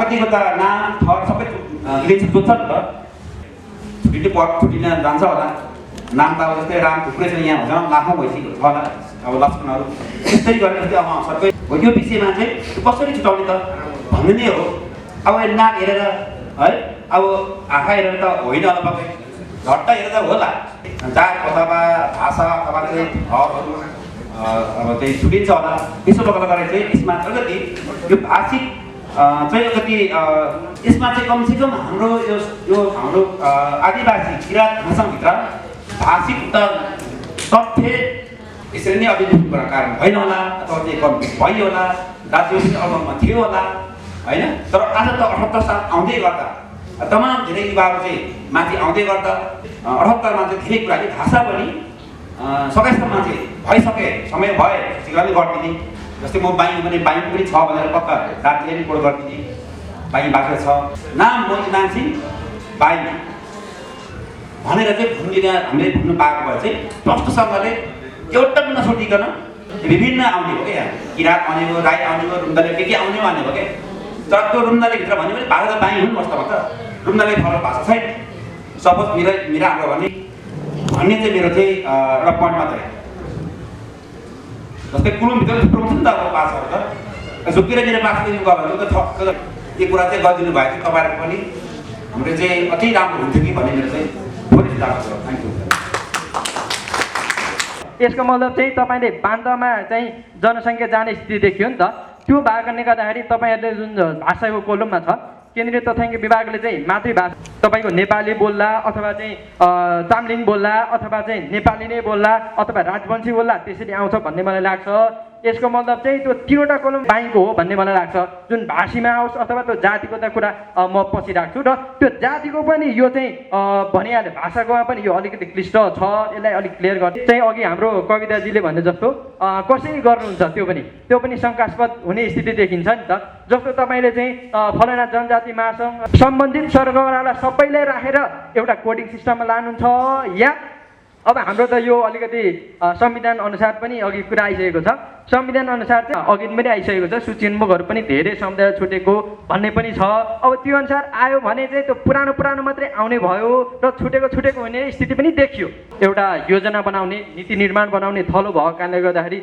यसले चाहिँ बजेटलाई पनि असर पर्ने भएको कारणले गर्दाखेरि कोडिङ गर्दाखेरि पनि तपाईँले ध्यान दिनुहुन्छ भन्ने मलाई चाहिँ लाग्छ सँग पनि सल्लाह नगरिकन तपाईँले कोडिङ गर्नु हो भनेदेखि यदि भोलि पर्सि चाहिँ बाइङ समुदाय चाहिँ कोडिङबाट बाहिर गयो भनेदेखि ल हेर्नुहोस् त यो समुदाय चाहिँ के भनेदेखि राईमा जाने स्थिति कुनै एउटा चाहिँ ब्रान्चले होइन ल यो चाहिँ फलाना चाहिँ होइन ल उहाँ चाहिँ हामीले यही समुदायभित्र रहनुपर्छ भन्ने खालको आयो भने त्यो चाहिँ एकपक्षी हुन जाने भएको कारणले गर्दाखेरि यो कोडिङमा पनि तपाईँहरूले भन्यो यसको मतलब यो विवादित नहोस् भन्ने पनि म चाहन्छु र मेरो चाहिँ भनाइ यति छ खास गरी जाति र भाषामा एकदम क्लिष्ट होइन त्यो चाहिँ बनाउनको लागि कारणहरू भएको कारणले गर्दाखेरि यसमा ध्यान दिनुहुन्छ भन्ने मैले अपेक्षा गरेको छु धन्यवाद मेरो परिचयबाट सुरु गर्छु नि त मेरो नाम चाहिँ भवानी प्रसाद गुरुङ अहिले हाल लोरुङ समाजको उपाध्यक्ष छु अध्यक्ष रहेको छु मेरो खासै जिज्ञासा यसो सुन्दाखेरि सबै आइसके जस्तो लाग्छ तर अलिकति म चाहिँ के कस्तो कुरा गर्न मेरो विचार प्रस्तुत गर्न चाहन्छु मैले सुने विद्वानहरूबाट आफू त पढ्ने बेलामा ब्रिटिसको बन्दुक पत्र पुगेका त्यति पढ्नु पाएन म चाहिँ यो राष्ट्रिय जनगणना 10 वर्ष पछाडि आउँछ 10 वर्षमा गरिन्छ यो चाहिँ आएको चाहिँ यो भन्छ कृषि यो पशु पक्षीहरू बढ्नुभन्दा पीको समूहको चाहिँ प्रतिनिधित्व भयो भने त्यो जनगणनामा त्यो सम्बन्धित मान्छेले त्यो भाषा बोल्छ कि बोल्दैन, अथवा उसले कुचिहरूले अथवा गणकहरूले त्यो चाहिँ सही तथ्याङ्कहरू ल्याउनुमा अलिक जटिल हुन्छ भन्ने लाग्छ। मेरो यति छोटो, अरू धेरैजनाले भनिसक्नु भएको छ, त्यसमा समर्थन गर्छु। प्रतिनिधित्व भयो भने त्यो जनगणनामा त्यो सम्बन्धित मान्छेले त्यो भाषा बोल्छ कि बोल्दैन, अथवा उसले कुन मान्छेहरूले अथवा गणकहरूले त्यो चाहिँ सही तथ्याङ्कहरू ल्याउनुमा अलिक जटिल हुन्छ भन्ने लाग्छ। मेरो यति छोटो, अरू धेरैजनाले भनिसक्नु भएको छ, त्यसमा समर्थन गर्छु। हुनाले मलाई थाहा भएको विषय हो, यहाँहरूलाई मैले जानकारी गराएँ। त्यही भएर आदिवासी यहाँले चाहिँ भाषा आयोगसँग सम्पर्क गर्नु भने साह्रै राम्रो हुनेछ। हामी सकेसम्म लिस्ट बनाउन सके त राम्रो छुट्यायो भने चाहिँ यहाँहरूले चाहिँ अन्यथा नलिदिनु होला जवाब दिनलाई। अरू यहाँले दिएको सुझावहरूलाई हामीले चाहिँ लिखितम गरेका छौँ र लिखितम रूपमा यहाँले किराँत सङ्घका अध्यक्षज्यू, त्यसै गरी हाम्रो सल्लाहकार प्रतिनिधि लगायतका सम्पूर्ण र तथ्याङ्क विभागबाट पाउनुभएको दाबी सर, त्यस्तै गतिराकी सर र सम्पूर्ण प्रतिनिधि तथा सम्पूर्ण उपस्थित महानुभावहरू, अब यस कार्यक्रम का आयोजक मुख्य गरी फिक्का आदिवासी किराँत महासङ्घ फिक्कालाई धन्यवाद र त्यसै गरी पहल गर्नुहुने सबैलाई धन्यवाद। र एउटा कुरा के सुन्यो भने सरहरूबाट पनि यस्तो कार्यक्रम आदिवासी जनजातिहरूसँग धेरैवटा कार्यक्रम भएछ, त्यो खुसीको कुरा पनि हो, तर हाम्रो लागि दुःखको पनि कुरा कसरी हो भने एउटा कुरा सरहरूलाई हामीले एउटा जानकारी भनौँ, अर्थात् यहाँहरूलाई सायद अवगत पनि होला, जुन आदिवासी जनजाति महासङ्घ भनिन्छ अथवा जुन मूलधारका आदिवासी जनजाति भनिन्छ, तिनीहरूले हामीले सही तरिकाले व्यवहार गर्छन्। त्यो कुरा बुझ्नु पऱ्यो यहाँले पहिलो कुरा, किनभने हामी सही पहिचान, हाम्रो वास्तविक पहिचानका लागि सङ्घर्ष गरिरहेका छौँ। त्यसैले उनीहरूले हामीलाई देब्रे आँखाले पनि हेर्न चाहँदैन, सकेसम्म उनीहरूको अगाडि नबढौँ भन्न चाहन्छ। त्यसैले गर्दाखेरि हामीलाई त्यो सूचना आउँदैन, हामीलाई त्यो कार्यक्रममा उपस्थित गराइँदैन। यद्यपि हाम्रो जुन जातीय संस्था भनेर कति जातीय संस्था भनेर भनिएको किराँत व्यवस्था पनि हो, यसमा नामै लिनु पर्दैन। नजिकको हामीलाई सहन नसक्ने जो चाहिँ हामी पहिचानका लागि लड्ने समुदायहरूलाई, त्यसैले पनि यो कार्यक्रम यस्ता कार्यक्रमहरूलाई उपस्थित गरेन भनेर मैले जानकारी चाहिँ एक प्रकारको किन भयो भन्ने सवालमा भन्न खोजेको। र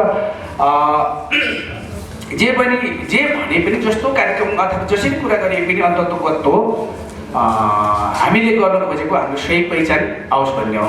माफ गर्नु होला, मैले मेरो परिचय बिर्सेछु, त्यहाँ बिचबिच जोडेँ। म लोकेन्द्र जेरो किराँत जेरो लादु समाजको केन्द्रीय महासचिव र यसमा भन्न खोजेको जस्तो जनगणना, राष्ट्रिय जनगणनाको विवरणमा चाहिँ परिणाममा चाहिँ रिजल्टमा चाहिँ जेरोको ठाउँमा यसमा एउटा निवेदन यहाँलाई चढाएँ मैले। किराँत जेरो राजा समाजको 5औं केन्द्रीय सम्मेलनबाट हामीले चाहिँ जेरो र जेरो/जेरो भनेर चाहिँ हामीले यो हाम्रो जातिको महरमा त्यो लाने भनेर हामीले निर्णय गरिसकेका छौँ। र हामी विशेष गरी ओखलढुङ्गा जिल्ला, हाम्रो मूल थलो चाहिँ ओखलढुङ्गा जिल्लाको सुनकोशी गाउँपालिका, त्यसै गरी मानेबजी गाउँपालिका र सिन्धुली जिल्लाको चाहिँ रतनतोई गाविस हो। अहिले चाहिँ कुन चाहिँ गाउँपालिका भयो जानकारी भएन, लगायतका ठाउँमा बसोबास रहेको छ। र मैले जोड फेरि दोहोऱ्याएँ भने मुख्य हाम्रो सवाल भनेको राष्ट्रिय जनगणनाको परिणाममा हाम्रो वास्तविक पहिचान आओस्। जेरोको ठाउँमा, जातको ठाउँमा सही त्यही आउनु पऱ्यो। कुलुङको जातिको महलमा कुलुङ नै आउनु पऱ्यो, नाछिरीको जातिको महलमा नाछिरी आउनु पऱ्यो, थुलुङ यामको नाछि के छ सबै त्यो जो चाहेका छन् त्यो सही तथ्य आओस् भन्ने मुख्य हाम्रो लक्ष्य, हाम्रो उद्देश्य होला यो कार्यक्रमको, र त्यो हुनु नै पऱ्यो। र अर्को कुरा के पनि देखेको छ भने विगतमा जस्तो त्यो जुन गणकहरू राखिएको छ, तालिम प्राप्त गणक हुन्छन्, तर कस्तो पनि भयो भने एउटा कुरा त जस्तो उदाहरणको लागि लिँदाखेरि शेरमा भनेको लिम्बू हुन्छ, शर्मा भनेको बाहुन हुन्छ, होइन, क्षेत्री बाहुन हुन्छ। र सुनिन्छ त्यो गलत पनि हुनसक्छ, तर एउटा भनाइ के आएको छ भने त्यो एउटा प्रकारको जस्तो शेरमालाई उता लगेर त्यो एडिट गर्ने ठाउँमा, सम्पादन गर्ने ठाउँमा शर्मा पनि बनाइन्छ भन्छ। त्यो हो कि होइन, तर एक प्रकारको सुन्न मायाको हल्ला त हो। त्यसरी गणकले पनि फरक पर्छ, होइन। अर्को कुरा जस्तो हाम्रै समुदायको जेरो समुदाय जेरुङ समुदायमा पनि यहाँहरूको जुन एउटा चाहिँ नीति छ शिक्षकहरूलाई पनि गणकको रूपमा लिने त्यो पनि ठिकै त हो, तर एउटा हाम्रो उदाहरण दिनु पर्दाखेरि हाम्रोमा चाहिँ हामी जेरुङ इतारको शिक्षक हुनुहुँदो रहेछ। उहाँले हाम्रो त्यो समुदायमा जेरुङ समुदायमै बसेर पनि उहाँले चाहिँ जेरुङ लेख्न दिनुभएको छ कि त्यो चाहिँ फेरि हाम्रो छिमेकी होइन, त्यो चाहिँ किराँती पर्नुभएछ।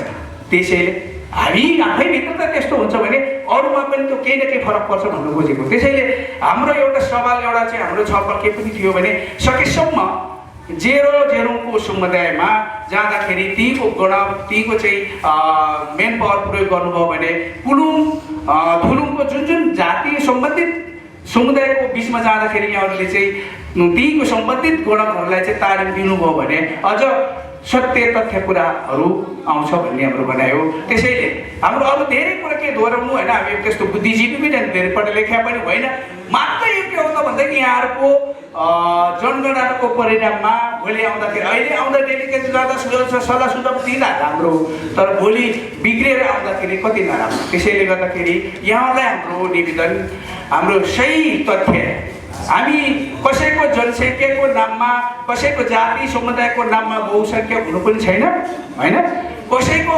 चाहिँ राजनीतिक रूपले हेरेर हामीलाई धेरै बहुसङ्ख्या भएर बस्नु नै छैन। त्यसैले मेन कुरा हाम्रो सही हाम्रो पहिचान के चाहेका छौँ त्यो पहिचान चाहिँ आउनु पर्यो। हाम्रो अध्यक्षज्यू र उपस्थित सम्पूर्ण महानुभावहरू, म जम्मा 3टा कुरा राखौँ भनेर सुरुदेखि हात उठाएको, अन्त्यमा पऱ्यो म उद्योग राई, म बाइक राई, नेता सल्यान गाउँपालिका 5। जात जाति र भाषा, खास गरिकन यो जाति र भाषालाई जनगणनामा सही ढङ्गबाट एड्रेस गर्नुपर्छ भन्ने उद्देश्यका साथ, मूल उद्देश्यका साथ यो कार्यक्रम आयोजना गरिएको हो भन्ने मलाई लाग्छ। त्यसो हुनाले अघि यहाँ लामिछाने सरले आफ्नो प्रस्तुति राख्दै गर्दाखेरि जात जातिहरूलाई चाहिँ जात जाति र भाषाको भेद चाहिँ छुट्याउनलाई यी 2टा कुरा चाहिँ भिन्न हुन् र यिनलाई समायोजन गरेर सँगै 2टै पहिचान चाहिँ देखिने गरी जनगणनामा एड्रेस गर्नलाई चाहिँ कोड निर्माण गरेका छौँ भन्नुभएको छ।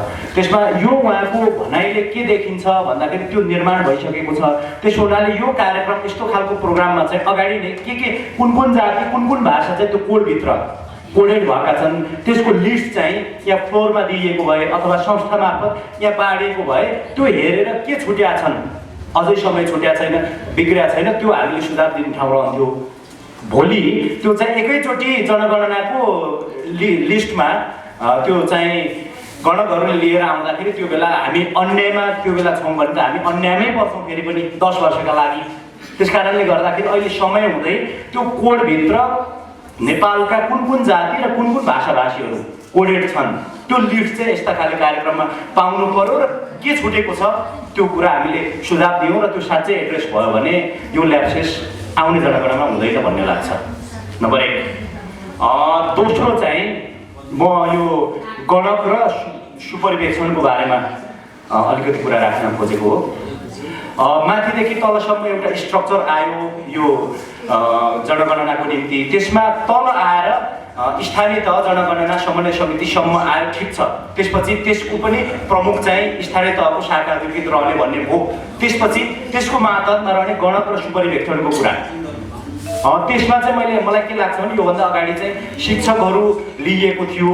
शिक्षक हुँदैमा त्यो चाहिँ जनगणनाको लागि गणकको लागि सुपरिवेक्षणको लागि योग्य होइन भन्ने लाग्छ मलाई चाहिँ गाउँमा। किनभने 70 गतेका शिक्षकहरू के अरे 50-60 उमेरका शिक्षकहरू पनि हुनुहुन्छ, त्यहाँ धेरै समस्याहरू छ शिक्षकहरू। त्यस कारणले गर्दा अब तलब दिएर चाहिँ गणनामा लाउने हो, भोलिन्टियर सर्भिस पनि होइन।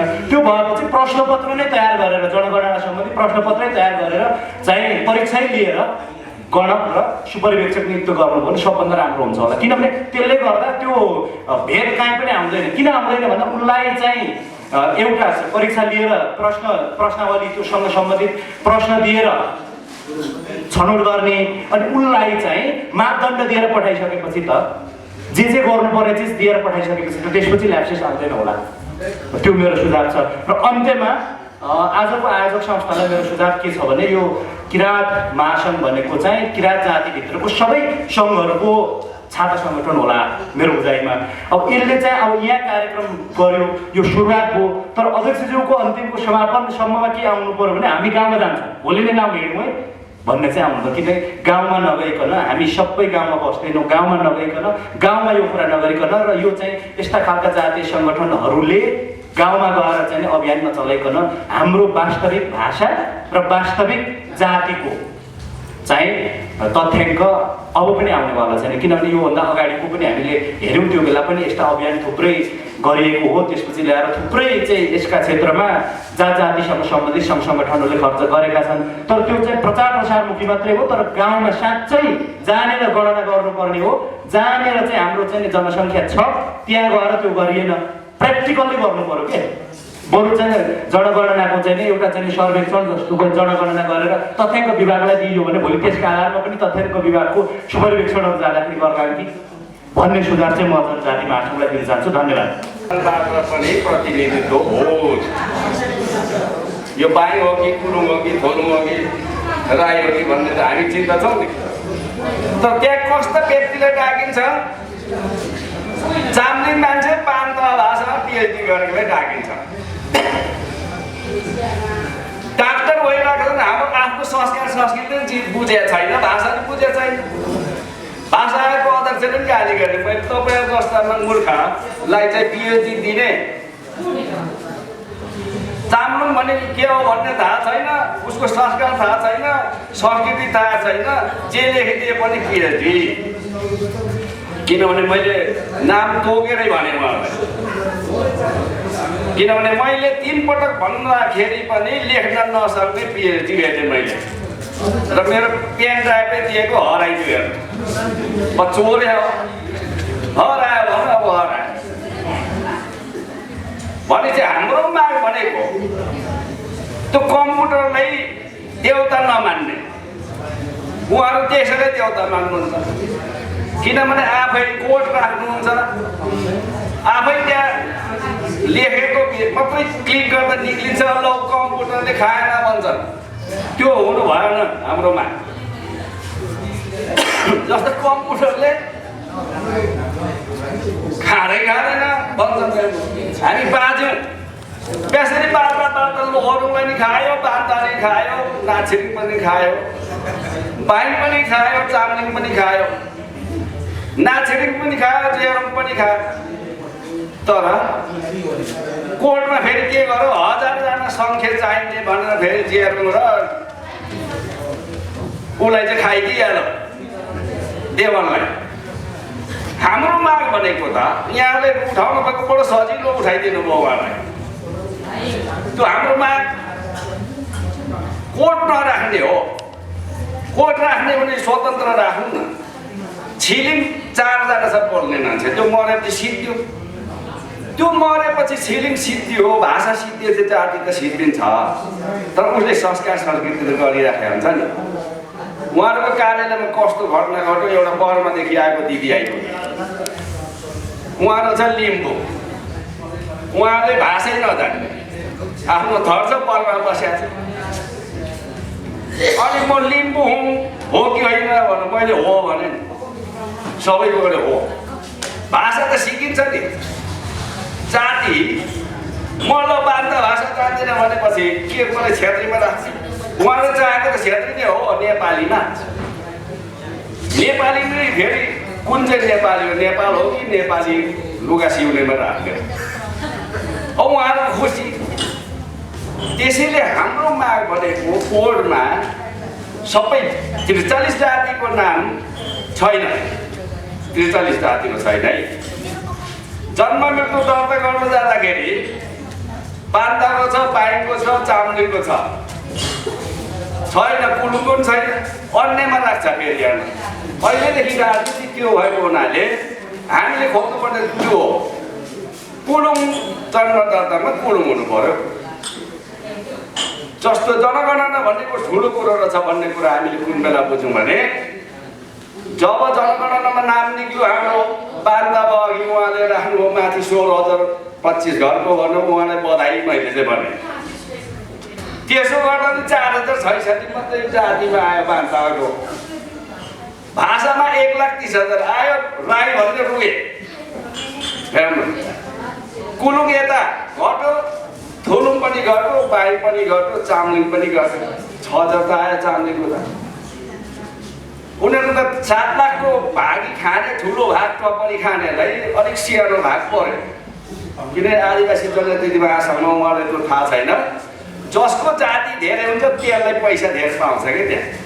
अनि लुछोटको चाडमा बस्छन्, तलकोलाई थाहै छैन, उनीहरू मात्रै मोज गर्छन्, डिस्को नाच्छन्, खान्छन्, बस्छन्। त हामीले त 1 पैसा पनि खाएको छैन, हाम्रो मात्रै खर्च गरेर हिँडिरहेको छ।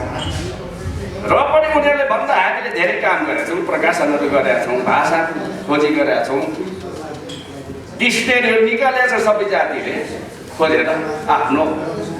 तर त्यहाँ सरकारी सुविधा पाउने राई हुँ भन्नेहरू या खाका त केपी ओलीको झन्डा बोक्ने, शेरबहादुरको झन्डा बोक्ने, अर्को माओवादीको झन्डा बोक्ने, खाने त्यहाँ झगडा गरेर खाने मात्रै छ। एउटा संस्कार संस्कृति उसले बुझ्दैन। राई भनेको राईकरण जाति होइन। ठिकै छ, ल राईको भाषा खोज, राई लेख, हामी विरोध गर्दैनौँ। तर बान्तले भाषा राईलाई दिँदैन, ओरुङले दिँदैन। सम्पूर्ण जातीय सङ्घ संस्थाका पदाधिकारीज्यू, प्रतिनिधिज्यू र हाम्रो समुदायका सदस्यहरू, आजको यो कार्यक्रमलाई सफल पारिदिनु भएकोमा यहाँहरू सबैलाई धन्यवाद छ। थ्याङ्क विभागका डाइरेक्टर साहबहरूले चाहिँ पूर्ण समय दिनुभएर एकदम गम्भीरताको परामर्शको कार्यक्रम, कन्सल्टेसन प्रोग्राममा हामी उपस्थित हुन नसके पनि आगामी दिनहरूमा उहाँले हामीलाई सहभागी गराउने प्रतिबद्धता, तथापि केही कुराहरू अझै पनि रहेको हुन सक्छ। त्यस्तो अवस्था भयो भने यहाँ अथवा तेस्रो लिङ्गीमा पनि पर्ने होला। त्यसलाई यो कुरालाई कसरी चाहिँ जनगणनामा छुट्याउन सकिन्छ, त्यो कुराहरू नेपाल सरकारले राजपत्रमा प्रकाशन गरेर अल्पसङ्ख्यक भनेर 92-93 जाति छुट्टै फेरि सूचीकृत गरेको छ। त्यसले गर्दाखेरि त्यो अल्पसङ्ख्यकमा त्यसलाई लिने हो कि अब त्यो अहिलेको हाम्रो अल्पसङ्ख्यक परेको छ त 1% जनसङ्ख्याभन्दा कम भएकालाई मात्रै अल्पसङ्ख्यकमा राखिएको छ। 9 लाख भने 1% भन्दा माथि नै हुन्छ। त्यसमा यो कुरामा अलिकति अस्पष्ट र केही यहाँ सबै साथीहरूले भनेको भए तापनि थोरै कुराहरू मुख्य विवरण भनेको छ। त्यसमा 6 नम्बरमा के भन्छ भने त्यो क्वेसनयरमा यसवटामा लोपोन्मुख/सीमान्तकृत, लोपोन्मुख/सीमान्तकृत मात्रै नभएर /अल्पसङ्ख्यक पनि थप्नु भयो भने यसले राम्रो सुझाव ल्याउँछ कि भन्ने मलाई, किनभने भित्रै पारिएको छ। र त्यस्तै अर्को अब त्यहाँ वैवाहिक स्थितिहरूमा धेरै कुराहरू त्यहाँ आएको त छ। तर मैले प्रश्नावली चाहिँ नि सर्वोच्च अदालत न्यायिक अङ्गले पनि मान्यता दिएको भन्ने कुरो छ। त्यसमा चाहिँ त्यसलाई कसरी हालिसक्यो, जस्तो वैवाहिक स्थितिमा लिभ इन रिलेसनसिप हेर्दाखेरि त्यस्तै अर्को कुरो के छ भने सुपरभाइजरले भर्ने फारम भन्नुभयो उहाँले, गणकले लाने भन्ने कुरो छ। र त्यसैको आधारमा गणकहरू चाहिँ गएर गर्ने र प्रश्नावलीमा त्यसै किसिमले बन्यो भने फेरि त्यहाँ अलिकति समस्या के होला भने यहाँ धेरै छलफल भयो। उसमा त्यो जात जाति चाहिँ त्यहाँनिर देखिएन। त्यसो हुँदाखेरि थरको आधारमा मात्रै जात केलाउनु त फेरि गाह्रो हुन्छ। जात जाति के हो त्यो पनि लेख्नु हो भने एकैमुष्ट उसको त्यो सूचनाहरूसँग, नत्र भने फेरि त्यो टाउको दुख्ने कुरा हुन्छ। नाम थर त लेखियो, अब त्यो कुन जातको हो, कुन जातिको हो, होइन। ऱ्यान्डम स्याम्पलिङको आधारमा हामीले गरिँदैन भन्ने कुरा हो। अहिले पूर्ण रूपले सबै घर घरमै गएर गरिने भएको हुँदाखेरि त्यो यसपालि छुट्दैन होला। जुन 2068 सालको जनगणनामा आएको हरूको चाहिँ कोडिङ भएर आउने भयो, नआएकोहरूको चाहिँ अन्यमा राखेर। तर अर्को पक्ष चाहिँ के हो भनेदेखि लजिकल्ली चाहिँ अब 200 जनाको जनगणनामा पनि 2068 मा यदि यो जात जाति र भाषाभाषीमा आएको छ भने उल्लेख गर्नु पर्यो। भलै अहिले तत्कालको लागि अन्यमा लेखेको भए तापनि, तर त्यो रिपोर्टमा आउँदाखेरि त अन्य होइन। बरु 125 सट्टा के भएर भोलि 150 नै होस्, 200 नै होस् न, के फरक पर्छ? होइन? यदि वास्तविक हो भने त आउनु पर्यो र त्यो उसको र आफू को भन्ने पहिचान गर्ने अधिकार उसलाई दिएको छ। ऊ सार्वभौम हो भने त उसले भनेको कुरा आउनु पर्यो नि त त्यहाँ, होइन भने त त्यो सार्वभौमले तथ्याङ्क हेर्दाखेरि नेपालको संविधान, ऐन कानुन र अन्तर्राष्ट्रिय मानव अधिकारले आफ्नो पहिचानको निम्ति, आफ्नो समुदायको निम्ति, आफ्नो आत्मनिर्णय गर्न नहुने हिसाबले तथ्याङ्कहरूलाई खण्डीकृत तथ्याङ्क ल्याउनु चाहिँ त्यो संविधानको मर्म, संविधानलाई कार्यान्वयन गर्नु हो भन्ने मलाई लाग्छ। र अर्को कुरा चाहिँ जनगणना 2068 को सूचीमा नभएका, तर सरकारले यदि त्यहाँ जनगणना 2068 कोमा सूचीमा नभए तापनि स्थानीय सरकारले त्यो स्थानीय नगरपालिका गाउँपालिकामा यो